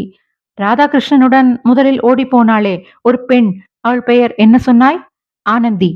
ஆனந்தி, இனி மை டியர் ஃப்ரெண்ட் என்றாள் வைஜெயந்தி. அத்தியாயம் 6. சந்தோஷ் உயரமாக இருந்தான். தலையை படிய வாரியிருந்தான். விளிம்பில்லாத கண்ணாடி, மீசையில்லாத முகம், நேர்மையில்லாத புன்னகை. வாயில் எதையோ மென்று கொண்டிருந்தான். ஐ எம் வைஜெயந்தி என்றவுடன் எழுந்து ஐ எம் சந்தோஷ் என்று கையை நீட்டினான். வேறு வழியில்லாமல் அந்த கையை பற்றி குலுக்கினாள் வைஜெயந்தி. பொய்ப்புன்னகையுடன் அமர்ந்தாள். நான் என் ஃப்ரெண்டை பார்க்க வந்தேன். அவள் வேலையை விட்டு நின்று விட்டதாக சொன்னாள். யார் என்றான் 555 சிகரெட் ஒன்றை ஸ்டைலாக பற்ற வைத்துக் கொண்டபடியே. ஆனந்தி. ஓ, அவளா? அவன் முகத்தில் துல்லியமான வினாடி துணுக்கு நேரம் ஒரு மாற்றம் வந்து சகஜமானதை வைஜெயந்தியின் கூர்மையான விழிகள் கவனித்து விட்டன. ஆஸ்திரேலிய சாக்லேட் ஒன்றை எடுத்து வாயில் அடக்கி கொண்டான். ஜிகினா பேப்பரை குப்பை தொட்டியில் எறிந்தான். ஆனந்தி முன்பு ஒரு முறை எனக்கு கடிதம் எழுதியிருந்தாள். மெட்ராஸ் வரும்போது வந்து பாரேன் என்று. அவள் இப்போது இங்கு இல்லை. வேறெங்காவது வேலையில் சேர்ந்து விட்டாளா? No idea. ஒரு சாக்லேட்டை அவளிடமும் நீட்டினான். அவளை பார்த்து விட வேண்டும் என்று துடிப்புடன் வந்தேன். உங்களை பற்றி கூட எழுதியிருந்தாள் என்றாள் வைஜெயந்தி சாக்லேட்டை வாங்கிக் கொண்டே. என்னை பற்றியா? சந்தோஷின் குரலில் வியப்பு. எங்கள் முதலாளி நல்லவர். அவரிடம் சிபாரிசு செய்து உனக்கு ஒரு வேலை வாங்கி தர முடியும் என்று எழுதியிருந்தாள். நீங்கள் வேலை தேடிக் கொண்டிருக்கிறீர்களா? இப்போது கூட மெட்ராஸுக்கு ஒரு இன்டர்வியூவுக்காகத்தான் வந்தேன். வேலை கிடைக்கவில்லை. கல்யாணமாகிவிட்டதா உங்களுக்கு? இன்னும் இல்லை என்றாள் வைஜெயந்தி போலியாக முகத்தில் நாணம் காட்டி. ஹோட்டலில் வேலைக்கு செல்ல உனக்கு இஷ்டமா? திடீரென்று ஒருமைக்கு அவன் தாவி விட்டதை வைஜெயந்தி குறித்து கொண்டாள். எங்கே வேலை பார்த்தால் என்ன? ஏமாற்றம் சம்பளம் தரும் முதலாளியாக இல்லாமல் இருக்க வேண்டும். நான் டெலிபோன் ஆபரேட்டர் கோர்ஸ் படித்திருக்கிறேன். சந்தோஷ் முகம் மெல்ல வாடியது. இப்போது அந்த மாதிரி வேலைக்கெல்லாம் இங்கே காலி இடமில்லை. உனக்கு டான்ஸ் ஆடத் தெரியுமா? பரதநாட்டியம் கற்றுக்கொள்ள வேண்டும் என்றுதான் ஆசை. ஆனால் நேரமே போதவில்லையே. சந்தோஷ் சிரித்தான். அதெல்லாம் தேவையில்லை. நான் சொல்கிற நாட்டியத்தை ஒரே மணி நேரத்தில் கற்றுக்கொள்ளலாம். இல்லை சார், எனக்கு டான்சராக இஷ்டமில்லை. இங்கு இல்லாவிட்டாலும் உங்கள் ஃப்ரெண்ட் ராதாகிருஷ்ணன் என்று ஒரு நபரிடம் சொல்லி வேலை வாங்கி தர முடியும் என்றும், அவளுக்கு கூட அவர் வேறு ஏதோ வேலை வாங்கி தரப்போகிறார் என்றும் அவள் எழுதியிருந்தாளே. சந்தோஷின் முகம் இறுகியது. அதெல்லாம் கூட எழுதினாளா என்ன? Yes sir. ராதாகிருஷ்ணனிடம் கூட டான்சர் வேலைதான் கிடைக்கும். அவரும் ஹோட்டல் வைத்திருக்கிறாரா சார்? இல்லை, பிசினஸில் இருக்கிறார். ஆனால் உன்னை மாதிரி இளமையான அழகான பெண்களைத்தான் நாங்கள் தேடிக்கொண்டிருக்கிறோம். ஆனந்தி இருக்கும்போதே நீ வந்திருந்தால் சுலபமாக இருந்திருக்கும். டான்ஸ் என்றால் எந்த மாதிரி டான்ஸ் சார்? சந்தோஷ் சிகரெட் சாம்பலை கொஞ்ச நேரம் பார்த்து கொண்டிருந்தான். You look pretty. நீ கொஞ்சம் அட்ஜஸ்ட் பண்ணிக்கொண்டால் இந்த தொழிலில் நிறைய பணம் சம்பாதிக்கலாம். வைஜெயந்தி முகத்தில் திடுக்கிடலை காட்டினாள். நீங்கள் சொல்வது எனக்கு புரியவில்லை சார். இத பார், ஓப்பனாகவே பேசுகிறேன். நானும் என் ஃப்ரெண்ட் ராதாகிருஷ்ணனும் சேர்ந்து பாண்டிச்சேரியில் ஒரு டான்ஸ் ஹாலை வாங்கலாம் என்று இருக்கிறோம். அங்கே பெர்மிட் ரூமும் நைட் கிளப்பும் வைக்கலாம் என்று ஐடியா. எங்களுக்கு புது பெண்கள் தேவை. இஷ்டமென்றால் உன்னை இப்பொழுதே புக் பண்ண நான் ரெடி. யோசிக்க எனக்கு கொஞ்சம் டைம் வேண்டும் சார். பிப்ரவரி 10ஆம் தேதிக்குள் சொல்லியாக வேண்டும். 15ஆம் தேதி திறப்பு விழா. உன் அட்ரஸ்? சந்தோஷ் பேனாவை திறந்து ஸ்கிரிப்ளிங் பேடை அருகே இழுத்து கொண்டான்.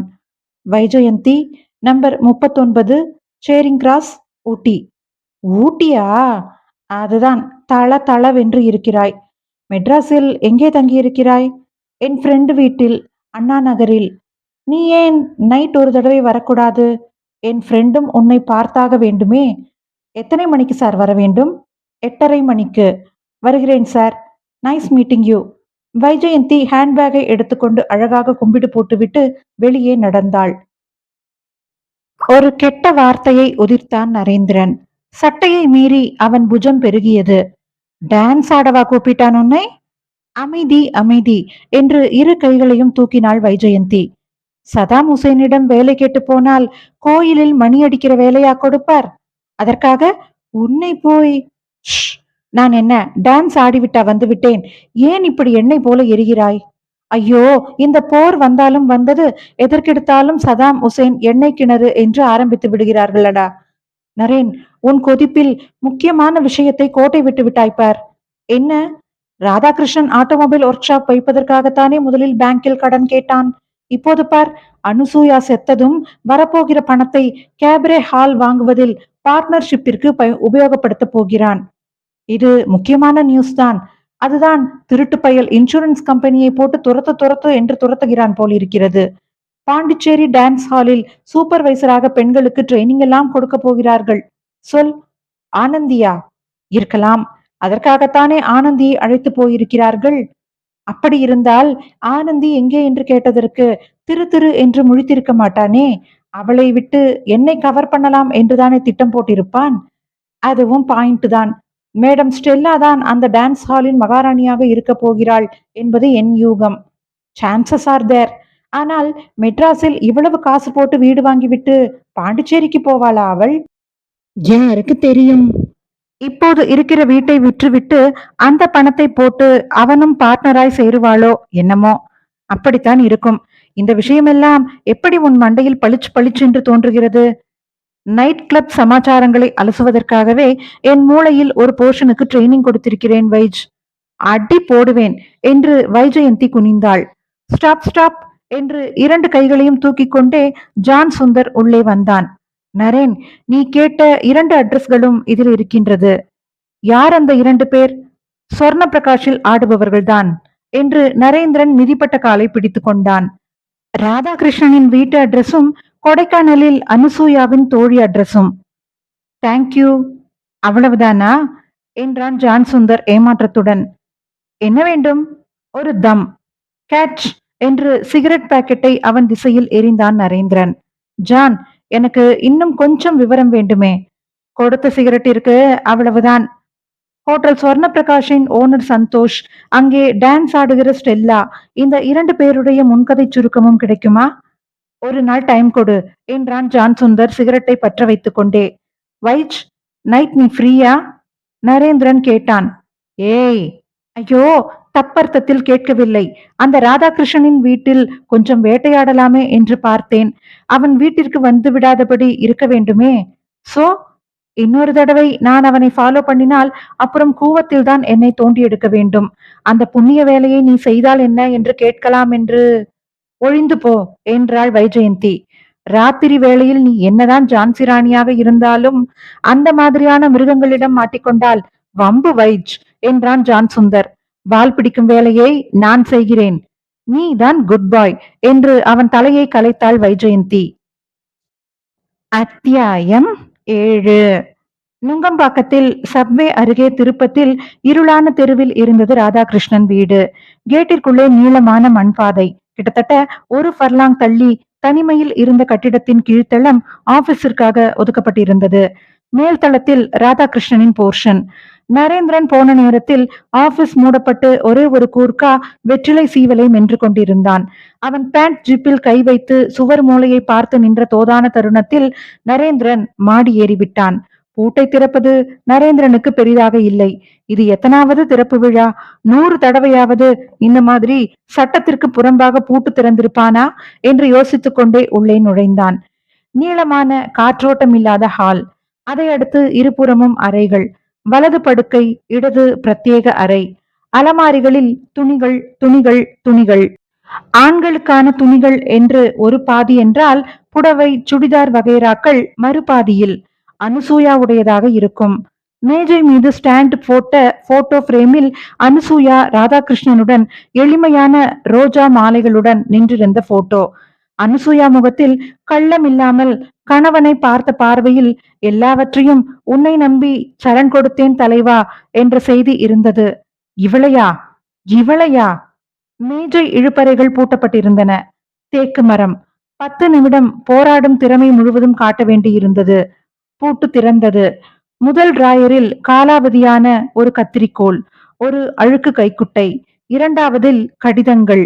அதிகம் இல்லை. மொத்தமே 10-15 கடிதங்கள் தான். எதுவும் உருப்படியாக இல்லை எனலாம். புது வருட வாழ்த்துக்கள். மூன்றாவதில் ஒரு போட்டோ ஆல்பம். அந்த ஆல்பத்தை திறந்ததும் நரேந்திரன் வாய்ப்பிழந்தான். பெண்கள். ஒவ்வொரு பக்கத்திலும் ஒரு பெண். மொத்தம் 48 பெண்களின் போட்டோக்கள் இருந்தன. ஒவ்வொரு பெண்ணும் 3 விதமான போஸ்களில் எடுக்கப்பட்டிருந்தார்கள். 47 பெண்களின் போட்டோக்கள் 3 விதங்களில் இருக்க, ஒரே ஒரு பெண்ணின் போட்டோக்கள் மட்டும் 2 தான் இருந்தன. முழு உருவப்படம் இருந்த இடம் மட்டும் காலியாக இருந்தது. அந்த போட்டோ மட்டும் ஏன் உருவப்பட்டிருக்கிறது என்று நரேந்திரன் யோசித்தான். அந்த பெண்ணின் க்ளோஸ் படத்தை எடுத்து பாக்கெட்டிற்குள் போட்டுக்கொண்டான். இரும்பு பீரோ கண்ணை கவர்ந்தது. திறப்பதற்கு 20 நிமிடம் பிடித்தது. இரும்பு பீரோவினுள் இஸ்திரி போட்ட துணிகள், சில வீடியோ கேசட்டுகள். மேல்தட்டில் இருந்த புத்தகம் நரேந்திரனை இழுத்தது. இன்சூரன்ஸ் விதிகள். நரேந்திரன் அந்த புத்தகத்தை எடுத்தான். புத்தகம் தானாக திறந்தது. ஆயுள் இன்சூரன்ஸ் என்ற கட்டுரை பகுதி தெரிந்தது. புத்தகம் தானாக திறந்ததன் காரணம் புரிந்தது. அந்த பக்கத்தில் அடையாளத்திற்கு ஒரு போட்டோ வைக்கப்பட்டிருந்தது. ஆல்பத்தில் காணாமல் போயிருந்த அந்த பெண்ணின் முழு உருவ போட்டோ. அந்த போட்டோவின் மீது நிறைய குறுக்கு கோடுகள் வரையப்பட்டு சில அளவுகள் குறிக்கப்பட்டிருந்தன. அதை பார்த்தபோது ஓவியர்கள் சில போட்டோவை வைத்து பெரிய அளவு பெயிண்டிங் வரையும் போது அளவுகள் குறித்துக் கொள்வது போல இருந்தது. ராதாகிருஷ்ணன் ஓவியனா என்ன? நரேந்திரன் போட்டோவை திருப்பி பார்த்தான். போட்டோவின் பின்னால் மீண்டும் சில அளவுகள் குறிக்கப்பட்டிருந்தன. முகம், கழுத்து, மார்பு, இடுப்பு, கால்கள், எடை, முடி. எதற்காக இந்த பெண்ணின் அளவுகளை மட்டுமே இவ்வளவு அவசியமாக குறித்து வைத்திருக்கிறான் என்று நரேந்திரனுக்கு புரியவில்லை. இருந்தாலும் அந்த அளவுகளை தன் பாக்கெட் டைரியில் குறித்து கொண்டான். எடுத்ததையெல்லாம் எடுத்த இடத்திலேயே வைத்துவிட்டு ஆல்பத்திலிருந்து உருவிய போட்டோவை தவிர கதவை முன்போல மூடி பூட்டிக் கொண்டு வாட்ச்மேன் அயர்ந்த சமயத்தில் இறங்கி வெளியே வந்தான். முதல் தடவையாக அவன் ஒரு வீட்டை ஆராய்ந்து முடிக்கும் வரை எதிரி ஆட்கள் அடிதடிக்கு வராமல் இருந்ததே அவனுக்கு பெரிய ஆச்சரியமாக இருந்தது. புல்லட்டை உசுப்பி ஒரு இருளான மூலையில் நிறுத்தினான். வண்டியின் சைட் பாக்ஸை திறந்து எப்போதும் தயாராக கொண்டு வரும் பொய்த்தாடி மீசையை எடுத்து ஒட்டிக்கொண்டான். அடுத்த நிறுத்தம் ஹோட்டல் சொர்ண பிரகாஷ். 60 ரூபாய் செலவில் தனக்கு வசதியான மேஜையில் உட்கார்ந்ததும் மெனு கார்டு வந்தது. பேபி என்றான். அவள் கண்கள் அகல விரிந்தன. அதே குரல். ஆனால் 2-3 நாட்களுக்குள் ரிஷி போல தாடி வளர்த்து விட்டீர்களே. பேபி இப்படி உட்காரேன். டான்ஸ் ஆரம்பிக்கும் வரை நான் பிஸி என்றாள். நரேந்திரன் டான்ஸ் ஹாலை நோட்டமிட்டதில் இன்னமும் ராதாகிருஷ்ணன் வந்து சேரவில்லை, அல்லது வந்திருந்தாலும் உள்ளே பெண்களோடு பேசிக் கொண்டிருப்பானா இருக்கும். பேபி அடுத்த முறை மேஜையை கடந்தபோது நரேந்திரன் 50 ரூபாயை தவறவிட்டான். பேபி குனிந்து பொறுக்கி கொடுத்தாள். அது உனக்கு. 2 நிமிடம் எனக்கு ஒதுக்க போவதற்காக. என்ன வேண்டும் என்றாள் மெனு கார்டை பற்றி விசாரிப்பவள் போல. நரேந்திரன் பாக்கெட்டிலிருந்து உள்ளங்கையால் மறைத்து எடுத்து போட்டோவை மேஜை மீது மல்லாத்தினான். இந்த ஐட்டத்தை பார்த்திருக்கிறாயா? எங்கே கிடைத்தது இந்த போட்டோ? பேபியின் குரலில் ஆச்சரியம். உனக்கு இவளை தெரியுமா? ஆனந்தி, ராதாகிருஷ்ணனோடு கிளம்பி போனாள் என்றேனே, இவள்தான். Thank you dear. நரேந்திரன் எழுந்தான். டான்ஸ் பார்க்கவில்லை? அதை விட முக்கியமான வேலை இருக்கிறது. கதவை தாண்டும் போது வலது தோளில் மோதி உள்ளே நுழைந்தான் ராதாகிருஷ்ணன். இருவரும் சாரிகளை உதிர்த்துவிட்டு எதிர் திசைகளில் பிரிந்தனர். நரேந்திரன் ஹோட்டலை விட்டு வெளியேறியதும் தெருமுனையில் கைவீசி வண்டியை நிறுத்தச் சொன்ன உருவத்தை பார்த்து ஆச்சரியப்பட்டான். புல்லட்டை நிறுத்தினான். ஜான், நீ எப்படி இங்கே? ராதாகிருஷ்ணனை ஃபாலோ செய்வதுதானே என் வேலை. அவன் டான்ஸ் முடித்துவிட்டு வருவதற்குள் என் டின்னரை முடித்துக் கொண்டு வந்து விடுகிறேன். ஹோட்டல் காஞ்சியில் டின்னர் ஆர்டர் பண்ணிவிட்டு காத்திருந்த நேரத்தில் எனி லக் என்றான் ஜான் சுந்தர். லக்கா இல்லையா என்று புரியவில்லை என்றான் நரேந்திரன். இது ஆனந்தி. போட்டோவை எடுத்து ஜான் சுந்தரிடம் நீட்டினான். இந்த அளவுகள் எல்லாம் என்ன என்று புரிகிறதா ஜான்? அளவுகளை பார்த்தால் ஆட்டோமொபைல்காரன் உபயோகப்படுத்துவது போல இல்லையே நரேன். பின்னே ஒன்று டெய்லராக இருக்க வேண்டும், இல்லையென்றால் சவப்பெட்டி செய்கிறவனாக இருக்க வேண்டும். சச்ச, ஒரு பெண்ணின் அளவுகளுக்கு வேறு அர்த்தமே தோன்றவில்லையா ஜான்? நீதான் சொல்லேன். இந்த ஆனந்தி ஒரு ஐடியல் கேர்ள் டான்சர்களுக்கு இருக்க வேண்டிய உயரம், எடை, அளவுகள் எல்லாம் கரெக்டாக இருப்பவள். சோ அவளை முன்மாதிரியாக வைத்து அவளைப் போலவே பெண்களை தன் புது நைட் கிளப்பிற்கு செலக்ட் பண்ண ராதாகிருஷ்ணன் நினைத்திருக்கலாம் இல்லையா? நியாயமான பாயிண்ட் தான். ரத்தம் அடிதடி இதிலேயே இருக்கிறோமா? எனக்கு சட்டென்று வேண்டாத அர்த்தங்கள் தான் தோன்றுகின்றன என்றான் ஜான் சுந்தர். சரி, நீ போன காரியம் என்ன ஆயிற்று ஜான்? அந்த ஆள் என்னை லொகேட் பண்ணி விட்டான் என்று நினைக்கிறேன். ஏன் அப்படி சொல்கிறாய்? இன்றைக்கு ஒர்க் ஷாப்பிலிருந்து கிளம்பியவன் நேரே ஹோட்டலுக்கு வரவில்லை. காரை மவுண்ட் ரோடு பக்கம் விட்டான். நான் புல்லட்டில் ஃபாலோ செய்வதை ரியர் வியூ மிரரில் பார்த்து விட்டான் போலிருக்கிறது. அண்ணா சிலை அருகே வாலாஜா ரோடில் திரும்பி உடனே எல்லிஸ் ரோடிற்கு புகுந்து விட்டான். ஒரு பான் கடையில் ஜர்தா பீடா வாங்கி கொண்டான். காரை 2-3 சந்தில் திருப்பி நிறுத்திவிட்டான். நானும் புல்லட்டை நிறுத்திவிட்டு நடந்தேன். திடீரென்று ஒரு பார்மசியில் நுழைந்தான். அங்கே இருந்து வலதும் இடதும் வலதும் பார்த்தான். நான் பதுங்கினேன். இருந்தாலும் சந்தேகம் தீரவில்லை போலிருக்கிறது. 2-3 சந்துகளை சுற்றினான். நீயும் விடாமல் ஃபாலோ செய்தாய், அப்படித்தானே? ஆமாம். இத்தனைக்கும் நான் நிழலில் தான் ஒதுங்கி இருந்தேன். அப்புறம் அக்பர் சந்தில் நுழைந்தான். நான் போவதற்குள் மறைந்து விட்டான். எனக்காக எங்கேயோ ஒளிந்திருக்கிறான் என்று புரிந்தது. அவனை டபாய்க்க அந்த சந்தை விட்டு விலகுவது போல விலகிவிட்டு ஒரு லாரியின் பின்னே நின்று பார்த்தேன். நான் போய்விட்டேன் என்று நினைத்து ஒரு கிளினிக்குள்ளிருந்து வெளிப்பட்டான். கிளினிக்கா? ஆமாம். யாரோ டாக்டர் மனோகர் பிளாஸ்டிக் சர்ஜன் என்று போர்டு போட்டிருந்தது. சின்ன கிளினிக் தான் என்று நினைக்கிறேன். என்னை ஏய்க்க கொஞ்ச நேரம் பேஷண்ட்டுகளோடு உட்கார்ந்து விட்டு நான் விலகிவிட்டேன் என்று நினைத்து வெளிப்பட்டான். திரும்ப தன் காருக்கு நடந்தான். புல்லட்டில் நான் ஃபாலோ செய்தால் நான் நிச்சயம் கண்டுகொள்வான் என்று எனக்கு தோன்றியதால் ஒரு ஆட்டோவை பிடித்தேன். புல்லட் எல்லிஸ் ரோடிலேயே நிற்கிறது. அப்புறம் நேரே ஹோட்டல் ஸ்வர்ண பிரகாஷ் வந்து விட்டேன். நீ வேண்டுமானால் என் புல்லட்டை எடுத்துக்கொள். நான் எல்லிஸ் ரோடு போய் உன் வண்டியை எடுத்துக்கொள்கிறேன். தேங்க்யூ என்றான் ஜான் சுந்தர். டின்னர் முடித்துவிட்டு ஆட்டோ பிடித்தான் நரேந்திரன். மறுநாள் கொடைக்கானல் புரோகிராமிற்கு வைஜெயந்தியை இப்போதே ட்ரெஸ் பண்ணி கொள்ள சொல்ல வேண்டும் என்று திட்டமிட்டான். அத்தியாயம் 8. காஷ்மீரத்து சால்வையை இருபுறமும் இழுத்து கொண்டாள் வைஜெயந்தி. என்ன இங்கே இந்த குளிர் குளிருகிறது? வாடகை காரின் ஜன்னல்களை மேலேற்றினான் நரேந்திரன். அட்ரஸ் என்ன சார் சொன்னீங்க? 39 பிள்ளையார் வீதி. பிள்ளையார் வீதிக்கு வந்துட்டோம் சார். சர் என்று மேம்பாலம் போல சரிந்து திரும்பிய பெரிய பிரைவேட் பாதையில் கார் இருமி இருமி ஏறியது. 39 வாசலில் நிறுத்தினான் டிரைவர். ஹேண்ட் பிரேக்கை போட்டுவிட்டு சந்தேகத்திற்கு 2 கற்களை டயர்களுக்கு அடியில் முட்டு கொடுத்துவிட்டு புகையும் பேனட்டை திறந்து வைத்தான். சிறிய வீடு. கதவை தட்டி மைதிலி என்றாள் வைஜெயந்தி. திறந்தவளுக்கு 25 வயது இருந்தால் அதிகம். இடுப்பில் ஒரு குழந்தை. அவள் புடவை தலைப்பு இடது கன்னம். குழந்தையின் முகம் முற்றிலும் பருப்பு சாத தீற்றல். தூக்கி கட்டிய புடவையை இறக்கிவிட்டு கொண்டே வாருங்கள் நீங்கள் என்று இழுத்தாள். மைதிலி, நான் தான். நாங்கள் மெட்ராஸிலிருந்து வருகிறோம். அனுசூயாவின் விபத்து பற்றி. உட்காருங்கள் என்று நாற்காலிகளை காட்டிவிட்டு உள்ளே பரபரப்பாக போனாள்.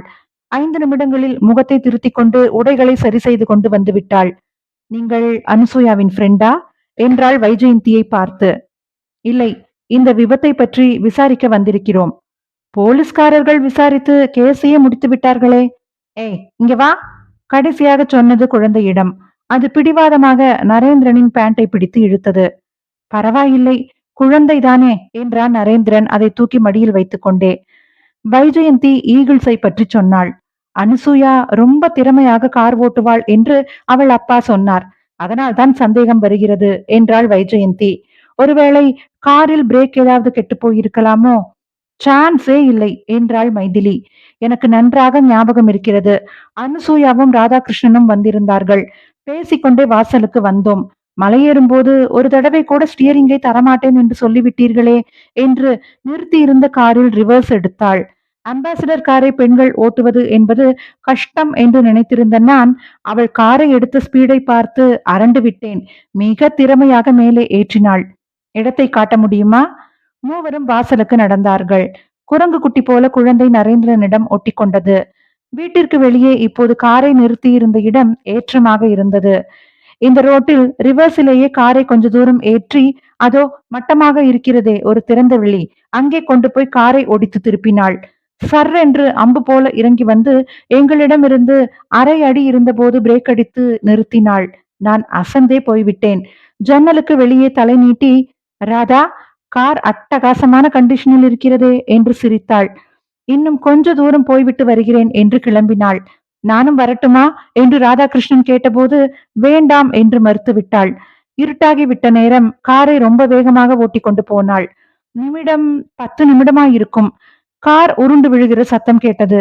நானும் ராதாகிருஷ்ணனும் ஓடி போய் பார்த்தோம். அம்பாசிடர் தான் விழுந்து நொறுங்கி இருந்தது. அது எந்த இடம் என்று காட்ட முடியுமா? கதவை மூடிக்கொண்டு அவர்களுடன் அவள் இறங்கினாள். கிட்டத்தட்ட 12 நிமிட நடை. சாலை ஹேர்பின் வளைவு வளைந்து மீண்டும் மறுபடி வளைந்து திரும்பிய இடத்தில் அணைப்பு சுவர் புதிதாக கட்டப்பட்டிருந்தது. இந்த சுவரைத்தான் இடித்துக்கொண்டு விழுந்து விட்டது கார் என்று சுட்டிக்காட்டினாள். அந்த குறிப்பிட்ட விளிம்பிற்கு கீழே மலை திடீரென்று உள்வாங்கி செங்குத்தாக இறங்கி இருந்தது. திருப்பத்தில் பேலன்ஸ் இழந்ததால் வந்து மோதி இருக்கலாம் என்றாள் வைஜெயந்தி. கார் உங்கள் வீட்டிலிருந்து கிளம்பி 10 நிமிடம் ஆயிற்று என்றா சொன்னீர்கள்? சத்தம் கேட்டபோது. இருக்கும். உள்ளே ரேடியோவில் 2 பாட்டு, 3வது பாட்டு முடியும் நேரத்தில்தான் சத்தம் வந்தது. ஆனால் உங்கள் வீட்டிலிருந்து காரில் இறங்கி வருவதற்கு இந்த இறக்கத்தில் அதிகபட்சம் 2 நிமிஷத்துக்கும் மேல் ஆகாது. மீதி நேரம் அனுசூயா என்ன செய்து கொண்டிருந்தாள்? அதையும் போலீஸ் விசாரித்தது. ஒருவேளை இன்னும் 2 வளைவுகள் கீழே இறங்கிவிட்டு மறுபடியும் மேலே ஏறி வந்து கொண்டிருப்பாள் என்று ராதாகிருஷ்ணன் சொன்னபோது அப்படித்தான் இருந்திருக்க வேண்டும் என்று தோன்றியது. வீட்டை பூட்டாமல் வந்திருக்கிறீர்களே. நாங்கள் கொஞ்ச நேரம் இந்த இடத்தை ஆராயப் போகிறோம். காத்திருப்பீர்களா? புரிகிறது. என்னை போக சொல்கிறீர்கள். குழந்தையை கொடுங்கள் என்று பிடிவாதம் பிடித்த குழந்தையை நரேந்திரனிடமிருந்து கிட்டத்தட்ட பீத்து கொண்டு போனாள் மைதிலி. வைஜ், போலீஸ் தியரி இடிக்கிறது என்றான் நரேந்திரன். எப்படி? இந்த சுவரை பார். மேலே இருந்து இறங்கி வரும் கார் மோதும் கோணத்தில் தான் இருக்கிறதே தவிர மேலே ஏறி வரும் வண்டி இந்த கோணத்தில் இடிப்பது அசாத்தியம். வேண்டுமானால் இங்கே இடிக்கலாம் என்று சுவரின் ஆரம்பத்தை தொட்டு காட்டினான். இன்னொரு விஷயம் பார்த்தாயா நரேன்? சுவரின் கடைசி மூலை மட்டும்தான் இடிந்திருக்கிறது. அதிகபட்சம் 6-7 அங்குலம் நீளமுள்ள சுவரைத்தான் கார் மோதி இருக்கிறது. சுவரை தாண்டி இருக்கும் இடைவெளியில்தான் கார் அதிகம் போயிருக்கிறது. இதை வைத்து பார்த்தாலும் மேலே இருந்து இறங்கும் கார் தான் மோதி இருக்க முடியும். இறங்கி வந்த காரை நிறுத்திவிட்டு அனுசூயா ஒருவேளை இந்த இடத்தில் வேடிக்கை பார்த்து கொண்டிருந்திருப்பாளோ? மறுபடி காரை எடுத்தபோது சரிந்து இறங்கி இருக்குமோ? இருக்கலாம். அது ஒன்றுதான் புத்திசாலித்தனமான விளக்கம். கார் மேலே ஏறி வந்தபோது மோதி இருக்கலாம் என்று ராதாகிருஷ்ணன் ஏன் சொன்னான்? மைதிலி சொன்னதிலிருந்து இன்னொன்றை கவனித்தாயா? ராதாகிருஷ்ணன் அவளை கார் ஓட்டச் சொல்லி தூண்டவில்லை. அவளாகவேதான் காரை எடுத்திருக்கிறாள். பிரேக் எல்லாம் சரியாக இருந்திருக்கிறது. அவனை சந்தேகப்படுவது தப்போ? மைதிலி பொய் சொல்லியிருந்தால், அவள் ராதாகிருஷ்ணனின் ஆளாக இருந்தாள், அனுசூயாவோடு காரில் ஏறி வந்து அவளை கொன்று காரோடு உருட்டி விட்டிருப்பானோ? இருக்கலாம். எனக்கெனவோ மைதிலி பொய் சொல்கிறாள் என்று தோன்றவில்லை. அவள் முகத்தை பார்த்தால் அப்படி இல்லை. உன் முகத்தை பார்ப்பவர்கள் கூடத்தான் கண்ணியமான ஆள் என்று நினைத்துக் கொண்டிருப்பார்கள். ஏய், சரி சரி, உன் பேச்சுக்கே வருவோம். மைதிலி பொய் சொல்லவில்லை. அனுசூயா காரில் கிளம்பி வந்தாள். ராதாகிருஷ்ணன் மைதிலியோடு மேலே அவள் வீட்டில் பேசிக்கொண்டு நின்று விட்டான். அப்படி இருந்தால் அனுசூயாவை தள்ளிவிட்டது யார்? ராதாகிருஷ்ணன் தன் கையாலேயே தன் காரை தள்ளி இருக்க வேண்டும் என்று அவசியமில்லை. அவனுடைய ஆட்கள் இங்கே காத்திருந்து. இங்கேயா? இங்கே என்றால் இந்த சுவர் பக்கத்திலேயே இல்லை. மறைவாக பக்கத்திலேயே ஒளிந்து கொண்டு, அதோ பார் எதிர்ப்புறம், சாலையின் மறுபுறம் மலையை ஒட்டியிருந்த பக்கத்தில் பாறை நாக்கை மடித்து வைத்தது போல இருந்தது. பெரிய பாறைக்கு கீழ் சுதந்திரமாக செடி கொடிகள் வளர்ந்திருந்தன. 3-4 ஆட்கள் தாராளமாக அந்த இடத்தில் ஒளிந்து கொள்ளலாம் என்றான் நரேன். சாலையை கடந்து செடிகளை விலக்கி பார்த்தான். வைஜெயந்தி அவனோடு எட்டி நின்று பார்த்தாள். திடீரென அவன் கண்கள் அகலமாயின. நரேன், அந்த பேப்பரை எடு. அவள் சுட்டிக்காட்டிய இடத்தில் புதரில் பறந்து ஒட்டி கொண்டிருந்த பளபளப்பான உள்ளங்கை அகல பேப்பர் இருந்தது. நரேந்திரன் இன்னும் சற்று முன்னேறி அதை எடுத்தான். சாக்லேட்டை சுற்றி வரும் பேப்பர். ஆஸ்திரேலிய சாக்லேட். யார் இங்கே ஒளிந்திருந்தான் என்று தெரிந்துவிட்டது நரேன். சந்தோஷ். ஹோட்டல் ஸ்வர்ண பிரகாஷின் ஓனர் சந்தோஷ். ராதாகிருஷ்ணனின் நண்பன் சந்தோஷ். அவன்தான் இந்த சாக்லேட்டுகளை ரெகுலராக சாப்பிட்டுக் கொண்டிருப்பவன். நரேந்திரன் வைஜெயந்தியின் கையை குலுக்கினான். ஆனால் அவன் உற்சாகம் உடனே வடிந்தது. சந்தோஷிற்கு அனுசூயா தனியாக இறங்கி வருவாள் என்று எப்படி தெரிந்திருக்கும்? நான் ஒரு தியரி சொல்லட்டுமா என்றாள் வைஜெயந்தி. என்ன? ராதாகிருஷ்ணனும் அனுசூயாவும் இருட்டிய பிறகு காரில் இறங்கி வரும்போது கை காட்டி காரை நிறுத்தி சந்தோஷ் ஏறிக்கொள்வதாக இருக்க வேண்டும். இருவருமாக சேர்ந்து அனுசூயாவை க்ளோஸ் பண்ணி காரில் வைத்து தள்ள திட்டம் போட்டிருக்கலாம். யூரின் பாஸ் பண்ணுவதற்காக காரிலிருந்து அவர்கள் இறங்கிய நேரம் அனுசூயா விளையாட்டாக காரை எடுத்து ஓட்ட ஆரம்பித்து கார் கவிழ்ந்து விட்டது என்று சொல்லி கூட அவர்கள் தப்பித்திருக்கலாம். ஆனால் காரை நிறுத்திய பிறகுதான் சந்தோஷிற்கு அனுசூயா மட்டும் தனியே வந்திருக்கிறாள் என்பது தெரிந்திருக்கும் என்கிறாய். ஆனால் நிலைமை கையை மீறி விட்டு போய்விட்ட பின் அவன் என்ன செய்வான்? தனியாக அனுசூயாவை சமாளித்து காரோடு உருட்டி விட்டிருப்பான். அதனால் சுவர் அதிகம் சவால் செய்யாத மூலையாக பார்த்து தள்ளிவிட்டிருப்பான். தள்ளிவிட்டு காத்திருந்து வேறு வண்டியில் அவன் போயிருக்கலாம் என்கிறாயா? ஆமாம். வர வர நீ ரொம்ப தேறிவிட்டாய் வைஜ். நரேந்திரனுக்கு ஆச்சரியமாக இருந்தது. கோர்வையாக காரணங்களோடு அவள் அம்பலத்தை யூகித்துச் சொல்லும் சாமர்த்தியம் அவனுக்கு மிக பிடித்திருந்தது. சரி, இங்கே இன்னும் நேரத்தை வீணடித்துக் கொண்டிருப்பதில் அர்த்தமே இல்லை. அனுசூயாவின் அட்டாப்சி ரிப்போர்ட்டை பார்க்க வேண்டும். மறுபடியும் கார் கிராஷில் தான் இறந்தாளா அல்லது சாகடிக்கப்பட்டு தள்ளப்பட்டாளா என்ற விடை கிடைக்கலாம் என்றான் நரேந்திரன்.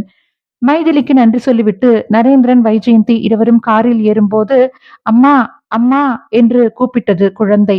என்ன என்று நிமிர்ந்து பார்த்தான். அட பாவி, தூக்கி வைத்திருந்த நேரம் என் ஹீரோ பேனாவை லபக்கி இருக்கிறது. படவா ராஸ்கல். நரேந்திரன் பேனாவை வாங்கி கொண்டான். குழந்தை யாருது சார்? உங்களுதா என்றான் டிரைவர் கார் கிளம்பியதும்.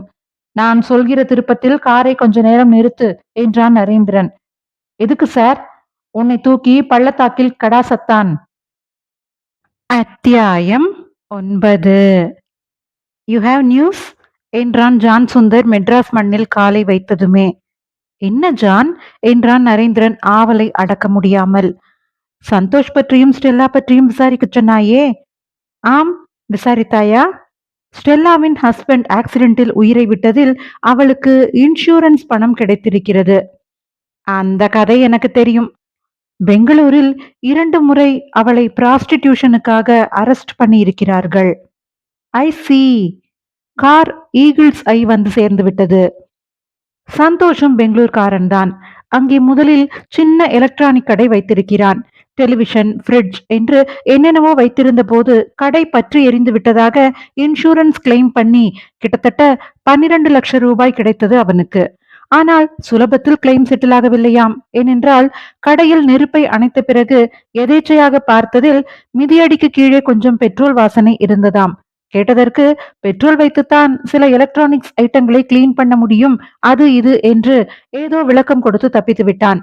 உண்மையில் காலி டிவி பெட்டிகளையும் கம்ப்ரஸரை எடுத்துவிட்டு இரும்பு தகடுகளால் ஆன ஃப்ரிட்ஜுகளையும் தான் எரித்திருப்பான் என்று ஒரு சந்தேகம் இருக்கிறது.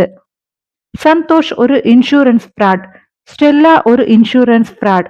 2 ஃப்ராடுகளுமாக ராதாகிருஷ்ணனையும் நண்பனாக்கி இன்னொரு ஃப்ராட் செய்து விட்டார்கள் போலிருக்கிறது என்றான் நரேந்திரன். நீ ஊரில் இல்லாத போது ராதாகிருஷ்ணனை ஃபாலோ செய்த போது அதே வாடிக்கையான ஹோட்டல், ஸ்டெல்லாவின் வீடு, அவன் வீடு என்றுதான் அலைந்தான். ஒரே ஒரு வித்தியாசத்தை தவிர. என்ன வித்தியாசம் ஜான்? பப்ளிக் எஸ்டிடி பூத்திலிருந்து ஒரு போன் பண்ணினான். நம்பரை நோட் பண்ணி வைத்திருக்கிறேன். நம்பர் உனக்கு எப்படி தெரியும்? நீ இந்த பூத்திற்கு போனதில்லையா? நம்பர் டயல் செய்ய செய்ய டிஸ்பிளேயில் அது வரும். கண்ணாடி கூண்டுக்குள் இருப்பவன் எந்த நம்பருடன் பேசுகிறான், எவ்வளவு நிமிஷம், எவ்வளவு ரூபாய், எல்லாம் வெளியே இருப்பவனாலும் பார்க்க முடியும். எந்த ஊருக்கு போட்டான்? பெங்களூருக்குத்தான். நம்பரை கொடு என்றான் நரேந்திரன். நாம் இப்போது ஆனந்தியுடன் பேசினாலும் ஆச்சரியமில்லை என்றான். டெலிபோனை இழுத்து ஜான் சுந்தர் கொடுத்த எண்ணை எஸ்டிடி செய்தான். ஹலோ என்றது மறுமுனை பெண் குரல்.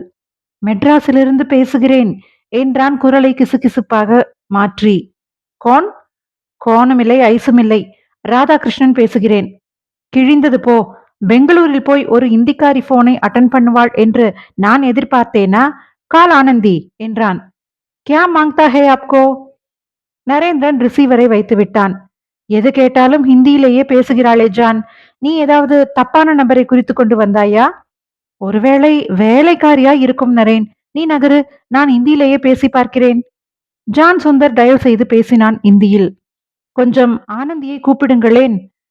ஆனந்தியும் இல்லை, மெஹந்தியும் இல்லை. என்ன நம்பர் வேண்டும் உனக்கு? நான் யார் பேசுகிறேன் என்று புரியவில்லையா? ராதாகிருஷ்ணன். நீ எவனா இருந்தால் எனக்கென்ன?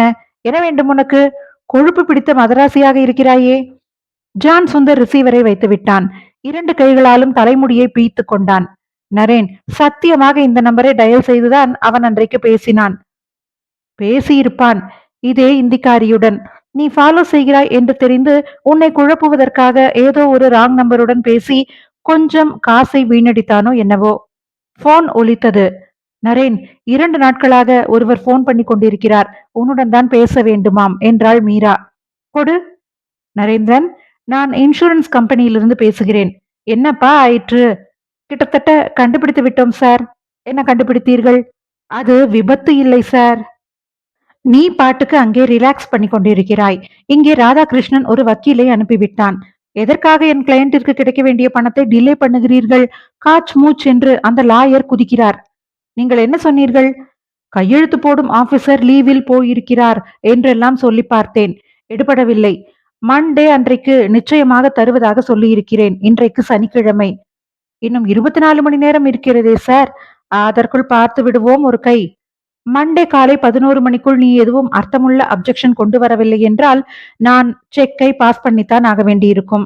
சரி சார், இவ்வளவு தூரம் இழுத்து பிடித்ததற்கே ரொம்ப தேங்க்ஸ் சார். ரிசீவரை வைத்தான். நேரம் நெருங்குகிறது என்றான். திடீரென்று மூளையில் ஒரு மின்னல்.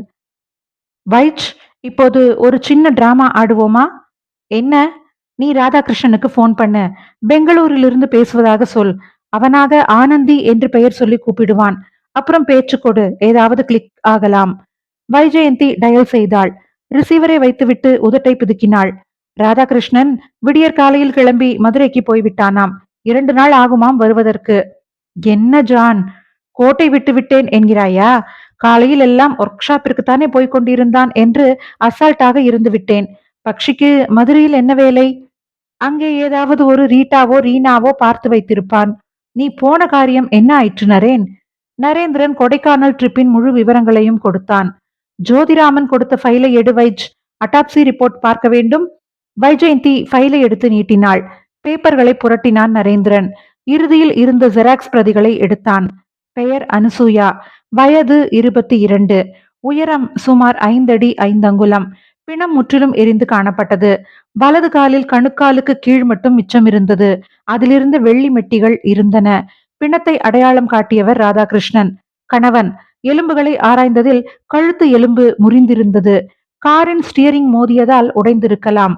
மற்ற விவரங்கள். நரேந்திரன் முகத்தில் திடீரென்று மின்னல் பாய்ந்தது. ஜான், நான் நினைப்பது சரியாக இருந்தால் ராதாகிருஷ்ணனை வம்பில் மாட்டிவிடலாம்.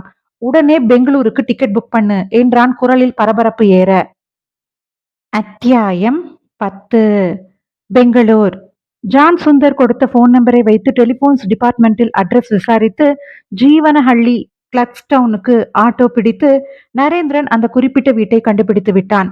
வரிசையான தெரு வீடுகளிலிருந்து பிரியும் சந்திற்குள் இருந்தது அந்த வீடு. வழியெல்லாம் கோதுமை காய்ந்தது. பெட்ரோல் லாரியை நிமிர்த்தி வைத்த சைஸில் புடவையை தாவணியாக கட்டியிருந்த இந்திக்காரியிடம் தான் போனில் பேசி டோஸ் வாங்கி கொண்டிருப்போம் என்று தோன்றியது. அவள் வீட்டிற்குள் டெலிபோன் கேபிள் போவதை கவனித்தான். நமஸ்தே மாதாஜி. நமஸ்தே என்றாள் சந்தேக கண்களுடன். நான் மதராஸிலிருந்து வருகிறேன். என் சகோதரியை இங்கே. மாடி போர்ஷன் என்றாள். குறுகலான படிகள் ஏறினான். சுண்ணாம்பு வற்றி போன சிமெண்ட் பூச்சுடன் மாடி போர்ஷன் சிறு வீடாக தெரிந்தது. கதவில் அழைப்பு மணி இல்லை. தட்டினான். 4 அங்குலம் திறந்து என்ன நடக்கிறது என்று யூகிப்பதற்குள் முன்னால் ஒரு கை அவனை பற்றி சரேலென உள்ளே இழுத்து போட்டது. கதவு சாத்தப்பட்டது. சுவரில் மோதி வாழைப்பழ தோல் போல தரைக்கு வழுக்கிய நரேந்திரன் நிமிர்ந்து பார்த்தான். உடனே ஆளை அடையாளம் புரிந்தது. ஹோட்டல் சொர்ண பிரகாஷில் டான்ஸ் ஹாலில் டிக்கெட் கிழிக்கும் ராட்சசன். 2 கைகளையும் தேய்த்து நரேந்திரனின் காதுகளை பிடித்து உயர்த்தினான். ஒரு தடவை சொன்னால் உனக்கெல்லாம் புரிகிறதில்லை? எருமை ஜென்மம் என்று குரல் வந்தது. உள்ளறையிலிருந்து வெளியே வந்து நின்ற ராதாகிருஷ்ணன். நரேந்திரன் வலியுடன் சிரித்தான். ராதாகிருஷ்ணன், உன் முகத்திரை முழுவதும் கிழிந்து விட்டது. முகத்திரைதானே? இப்போது உன் உடம்பு முழுவதுமே கிழிய போகிறதே நரேன். ராதாகிருஷ்ணன் கேலியாக உதடுகளை கோணிக்கொண்டான். தடியன் நரேந்திரனின் காதுகளை பிசைய ஆரம்பித்தான். முட்டாள் என்று நினைத்தான் நரேந்திரன். என் கைகளையும் கால்களையும் சுதந்திரமாக விட்டுவிட்டு காதை திருகுகிறாயே முட்டாள். நரேந்திரன் 2 கைகளையும் கத்தி போலாக்கி தடியனின் வயிற்றில் இருபுறமும் இறக்கினான். அவன் வயிற்றுக்குள் பிரளயமே புரள்கிற சத்தம் கேட்டது. காதுகள் விடுபட்டன. ஆனால் தடியன் பற்களை அரைத்து நரேந்திரனின் தலையில் தன் முழங்கையை இறக்கினான். நரேந்திரன் விலகி தரையில் வேகமாக உட்கார்ந்தான். உட்கார்ந்த வேகத்தில் தடியனின் கால்களை தன் முதுகால் அவன் முதுகை ரயில் பெட்டி வேகத்துடன் மோதினான். தடியனின் மூக்கு சப்பென்று சுவற்றில் ஒட்டி கொண்டது. அதற்குள் பதறி ராதாகிருஷ்ணன் ரிவால்வரை எடுக்கும் முன் நரேந்திரன் காற்றில் பறந்தான். 2 கால்கள் கத்தரி பிடியாய் மணிக்கட்டை பிடித்து திருக ரிவால்வர் நழுவி பறந்தது. நரேந்திரனின் 2 கைகளிலும் இப்போது துப்பாக்கிகள். ஒன்றை ராதாகிருஷ்ணன் நெற்றிக்கும் மற்றதை தடியன் வயிற்றுக்கும் காண்பித்தான். உட்காருங்கள், மண்டியிட்டு என்றான். 4 கண்களும் விரிந்தன. மண்டியிட்டு உட்கார்ந்தார்கள். நரேந்திரன் உள்புறம் திரும்பினான். அனுசூயா, வெளியே வா என்று குரல் கொடுத்தான். ஜோதிராமனின் அழகு மகள் அனுசூயா தன் நைட் கவுனில் தயங்கி தயங்கி மிரண்ட கண்களுடன் அந்த அறைக்குள் பிரவேசித்து சுவரோடு தேய்ந்து நின்றாள். வாசல் கதவு தட்டப்பட்டது. திற என்றான் அனுசூயாவிடம். அனுசூயா ராதாகிருஷ்ணனிடம் அனுமதிக்காக பார்வையை வீசினாள். துப்பாக்கி இருப்பது என்னிடம். அவனிடம் என்ன பெர்மிஷன்? திற. அனுசூயாவின் உடலில் நடுக்கம் ஓடியது. கதவை நெருங்கினாள். திறந்தாள். ஜான் சுந்தர் உள்ளே நுழைந்து விசிலடித்தான். உடன் கதவை சாத்தினான். ஜான், இந்த 2 பேரில் யாராவது அதிகமாக கண்ணை சுமிட்டினால் கூட அவன் மூளையை இந்த ரூம் பூராவும் சிதறடித்து விடு என்றான் நரேந்திரன். சந்தோஷமாக என்று நரேந்திரனிடமிருந்து ரிவால்வர்களை வாங்கிக் கொண்டான். சௌகரியமாக உட்கார்ந்து கொண்டான் ஜான் சுந்தர். அனுசுயா, இறந்து போன அனுசுயா, திங்கட்கிழமையன்று உன் சாவை காட்டி 3.5 லட்சம் இன்சூரன்ஸில் பணம் வாங்கலாம் என்று திட்டமெல்லாம் போட்டிருக்கும் இந்த நேரத்தில் இப்படி உயிரோடு வந்து நிற்கிறாயே அனுசுயா என்றான் நரேந்திரன். பாஸ்டர்ட், நீ இத்தோடு தப்பித்து விட போவதில்லை என்று உருமினான் ராதாகிருஷ்ணன். அனுசுயா, இவன் வலையில் நீ எப்படி விழுந்தாய்? அனுசூயாவின் கண்களில் கோப பொறி பறந்தது. என் வீட்டிற்குள் வந்து என் ஹஸ்பண்டைய கேலி பேசுகிறாயா நீ என்றாள் வெடித்த குரலில். நரேந்திரா! ராதாகிருஷ்ணன் புலி போல மறுபடி உருமினான். ஜான், இவர்களை நீ கவனித்துக்கொள். நான் இவளிடம் தனியே போய் பேசுகிறேன். எதுவாக இருந்தாலும் இங்கேயே பேசு என்றாள் அனுசூயா. அனுசூயா, நீ பணக்கார வீட்டு பெண். காதல் வந்தது ராமகிருஷ்ணனிடம். அவனுக்கு உன் மேல் ஆசை வந்ததற்கு காரணமே உன் சொத்துதான். கோடீஸ்வரரின் ஒற்றை மகள் என்ற காரணம்தான். ஆனால் உன் அப்பா சல்லி காசு தர தயாராக இல்லை. தனியாக ஒர்க் ஷாப் வைப்பதாக சொல்லி உன் செல்வாக்கில் பேங்கிலிருந்து லோன் வாங்க முயற்சி பண்ணியதும் தோல்வி அடைந்து விட்டது. இந்த நிலையில் ராதாகிருஷ்ணனுக்கு புது ஆசை வந்தது. அவனும் சந்தோஷ் என்பவனும் சேர்ந்து பாண்டிச்சேரியில் ஒரு கேபரே ஹால் ஆரம்பிக்க திட்டம் போட்டார்கள். பேத்தல் என்றாள் அனுசுயா. 2 பேரும் சேர்ந்து ஆட்டோமொபைல் கடைதான் வைப்பதாக இருந்தது. ஆட்டோமொபைல் இல்லை என்றான் நரேந்திரன். நீ இங்கே தனியாக ஒளிந்து கொண்டிருக்கிறாயே, அங்கே ராதாகிருஷ்ணன் தினமும் நைட் கிளப்பும் ஸ்டெல்லாவின் கட்டிலுமாக கிடக்கிறான், தெரியுமா? டேய் என்று ராதாகிருஷ்ண புலி மறுபடி உருமியது. பிசினஸ் பண்ண பணம் கேட்டாள் என்பதற்காக இந்த திட்டத்திற்கு ஒத்துக்கொண்டாயே அனுசூயா. இதற்காக இன்னொரு பெண்ணை கொலை செய்ய கூட பெர்மிஷன் கொடுத்து விடுகிற அளவுக்கு உன் புத்தி எப்படி இப்படி போனது? கொலையா? என்ன உளறுகிறாய்? அனுசூயாவின் குரலில் மிரட்சி இருந்தது. ஆரம்பத்திலிருந்து சொல்கிறேன். நைட் கிளப் ஆரம்பிக்க பணம் தேவை என்றதும் ராதாகிருஷ்ணனின் நண்பன் சந்தோஷ் தான் இந்த ஐடியா கொடுத்திருப்பான். அவன்தான் இன்சூரன்ஸ் விவகாரத்தில் தில்லுமுள்ளு பண்ணுவதில் கை தேர்ந்தவன். போதாததற்கு ஸ்டெல்லாவும் சேர்ந்து கொண்டாள். 3.5 லட்சத்திற்கு பாலிசி உன் பெயரில் எடுப்பது, அப்புறம் உன்னை தீர்த்து கட்டுவது என்று கூட பேசியிருப்பார்கள். ஆனால் நீ படித்த பெண். எதற்காக இவ்வளவு தொகைக்கு உன் பெயரில் பாலிசி எடுக்கப்படுகிறது என்று உனக்கு சந்தேகம் வரலாம் என்று உன்னையும் ஆட்டத்தில் சேர்த்து கொண்டார்கள். இன்னொரு காரணம், மாதா மாதம் கிட்டத்தட்ட 2,000 ரூபாய் பிரீமியம் கட்டுவது யார்? அதுவும் உன் பணமாகவே இருந்தால் நல்லது பார். 8 மாதத்தில் நீ செத்துவிட்டதாக செட்டப் செய்வோம். பணம் நம் கைக்கு வந்ததும் பிசினஸில் போடுவோம். ஆனால் நீயும் எங்களோடு சேர்ந்து வாழ ஒரு வழி பண்ணலாம் என்று ராதாகிருஷ்ணன் சொல்லி இருப்பான். அவனுக்கு தெரிந்த பிளாஸ்டிக் சர்ஜன் ஒருத்தன் உதவியுடன் உன் முகஜாடையை மாற்றி அமைத்து உன்னை வேறு பெண்ணாக மறு கல்யாணம் கூட செய்து கொள்வதாக சொல்லி இருப்பான். சரியா? அனுசூயா ராதாகிருஷ்ணனின் பக்கம் திரும்பினாள். நம் ரகசியத்தை எல்லாம் சொல்லிவிட்டீர்களா என்றாள் தோல்வியுற்ற குரலில். அவன் சொல்வதையெல்லாம் நம்பாதே என்றான் ராதாகிருஷ்ணன் துடித்து. நல்ல ஐடியா என்று உனக்கு தோன்றியது என்று தொடர்ந்தான் நரேந்திரன். கொடைக்கானலுக்கு காரில் ஒரு தோழியை பார்க்க போகலாம் என்றும் அங்கே ஒரு விபத்து நடந்தது போல செட்டப் செய்யலாம் என்றும் தீர்மானித்தீர்கள். விபத்தில் எரிந்து போக உன்னை போலவே ஒரு பெண் தேவைப்பட்டாள். என்னதான் கருகிவிட்டாலும் எலும்புகளை வைத்து உயரம், முக அளவு எல்லாம் தெரிந்து கொண்டு விடும் வசதிகள் போலீசில் இப்போது இருப்பதால் தான் உன் அளவுகளும் உன் எடையும் இருக்கிற ஒரு பெண்ணை கண்டுபிடிக்க வேண்டியிருந்தது. ஆனந்தி மாட்டினாள். நைட் கிளப்பில் அவளுக்கும் சந்தோஷிற்கும் தகராறு. அதை சாக்காய் வைத்து அவளுக்கு வேறு வேலை வாங்கி தருவதாக வெளியே கூட்டி வந்து விட்டான் ராதாகிருஷ்ணன். அப்புறம் அவனிடமிருந்து அவள் ஓடிப்போய் விட்டாள் என்று ஸ்டெல்லா மூலம் வதந்தியை பரப்பிவிட்டு அவளை கைதியாக வைத்திருந்தான்.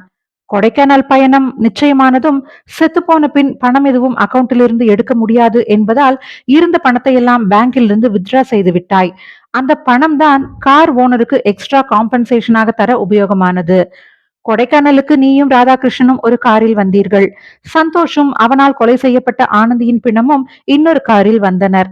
கொடைக்கானலில் தான் அவளுக்கு இறுதி யாத்திரை. பாவம். இல்லை, மார்ச்சுவரியிலிருந்து காசு கொடுத்து என்னளவு இருந்த பிணத்தை தான் வாங்கி வந்தார்கள். அப்படித்தான் உன்னிடம் சொல்லி ஏமாற்றினார்கள். சந்தோஷ் ஆனந்தியின் பிணத்தின் மீது பெட்ரோல் கொட்டி தயாராய் பாறைக்கு கீழே பதுங்கியிருந்தான். நீ காரை எடுத்துக்கொண்டு வந்தாய். உன் கால் மெட்டிகளை பிணத்திற்கு போட்டு விட்டாய். காரில் வைத்து பற்ற வைத்து நீயும் சந்தோஷமாக மலையிலிருந்து உருட்டிவிட்டு சந்தோஷின் காரில் ஏறி தப்பிவிட்டீர்கள். அப்போது கொண்டு வந்து உன்னை பெங்களூரில் போட்டதுதான். பணம் கிடைக்கும் வரை நீ வெளியே தலையே காட்டக்கூடாது என்பது ஏற்பாடு. அப்புறம் பெங்களூரில் உனக்கு பிளாஸ்டிக் சர்ஜரி. அவசரம் அவசியம் என்றால் உன்னுடன் பேச கீழே இருக்கும் வடக்கத்தியர்களின் போனை உபயோகித்தான் ராதாகிருஷ்ணன். எப்போதுமே அலர்ட்டாக தன்னை யாராவது கவனிக்கிறார்களா என்று கவனிப்பான் தான். என்னை கூட 2 தடவை அடித்து போட ட்ரை பண்ணினான். ஆனால் ஜான் சுந்தர் தொடர்ந்து போன போது மறைக்காமல் இந்த போன் நம்பர் தெரிந்து விட்டது. பாஸ்டர்ட், நீதான் என் வீட்டில் நுழைந்து ஆனந்தியின் போட்டோவை திருடியவனா என்றான் ராதாகிருஷ்ணன். தமிழில் எவ்வளவோ நல்ல வார்த்தை இருக்கும்போது இங்கிலீஷில் ஏன் திட்டுகிறாய் ப்ரோ? முதலில் புது கேபரே ஹாலுக்கு டான்சர்களை செலக்ட் செய்யும் ஆல்பம் அது என்றுதான் நினைத்தேன். அப்புறம்தான் தெரிந்தது அனுசூயாவுக்கு பதிலாக எரிக்கப்பட வேண்டியவளை தேர்ந்தெடுக்க உனக்கு அத்தனை போட்டோக்கள் தேவைப்பட்டது என்று. முகத்தின் அளவிலிருந்து ஒவ்வொரு அளவும் கிட்டத்தட்ட அனுசூயாவின் அளவு இல்லை ஆனந்திக்கு? நீ பிளாஸ்டிக் சர்ஜன் மனோகர் வீட்டில் நுழைந்த போது என்னிடமிருந்து தப்பிக்கத்தான் அப்படி செய்தாய் என்று நினைத்தேன் என்றான் ஜான் சுந்தர். ஆனால் இப்போது போலீஸோடு டாக்டரை மிரட்ட அவருக்கு நீ அனுசூயா முகத்தை மாற்ற கொடுத்த அட்வான்ஸ் பற்றி கூட சொல்லிவிட்டார். சந்தோஷ், ராதாகிருஷ்ணன் இவர்களோடு வீட்டை விற்று பணம் போடவும் கிளப்பை நிர்வாகம் செய்யவும் ஸ்டெல்லா என்ற டான்சரும் கூட்டாளியாக சேர்கிறாள் தெரியுமா? ராதா, அனுசூயா அழுகை முகத்துடன் கணவன் புறம் திரும்பினாள். இவன் சொல்வதெல்லாம் உண்மையா? ஒர்க் ஷாப் வைத்து நாமும் வாழ்க்கையில் முன்னுக்கு வந்து உன் அப்பா முகத்தில் கரியை பூசுவோம் என்றுதானே என்னிடம் சொன்னீர்கள்? இவன் என்னிடம் உதை வாங்கி சாக போகிறான் என்றான் ராதாகிருஷ்ணன். எதற்கு? உண்மைகளை சொன்னதற்காகவா? இதோ போலீஸ் வந்துவிடும், அவர்களிடம் சொல்லி உதைக்கு ஏற்பாடு பண்ணு. நரேந்திரன் சிரித்தான். கீழே போலீஸ் ஜீப் வந்து பிரேக் அடிக்கும் சத்தம் கேட்டது. சென்னை. டாடி என்று ஓடினாள் அனுசூயா. ஜோதிராமனின் தொப்பை இடிக்க அவர் தோளில் தலை சாய்த்து குலுங்கி குலுங்கி அழுதாள்.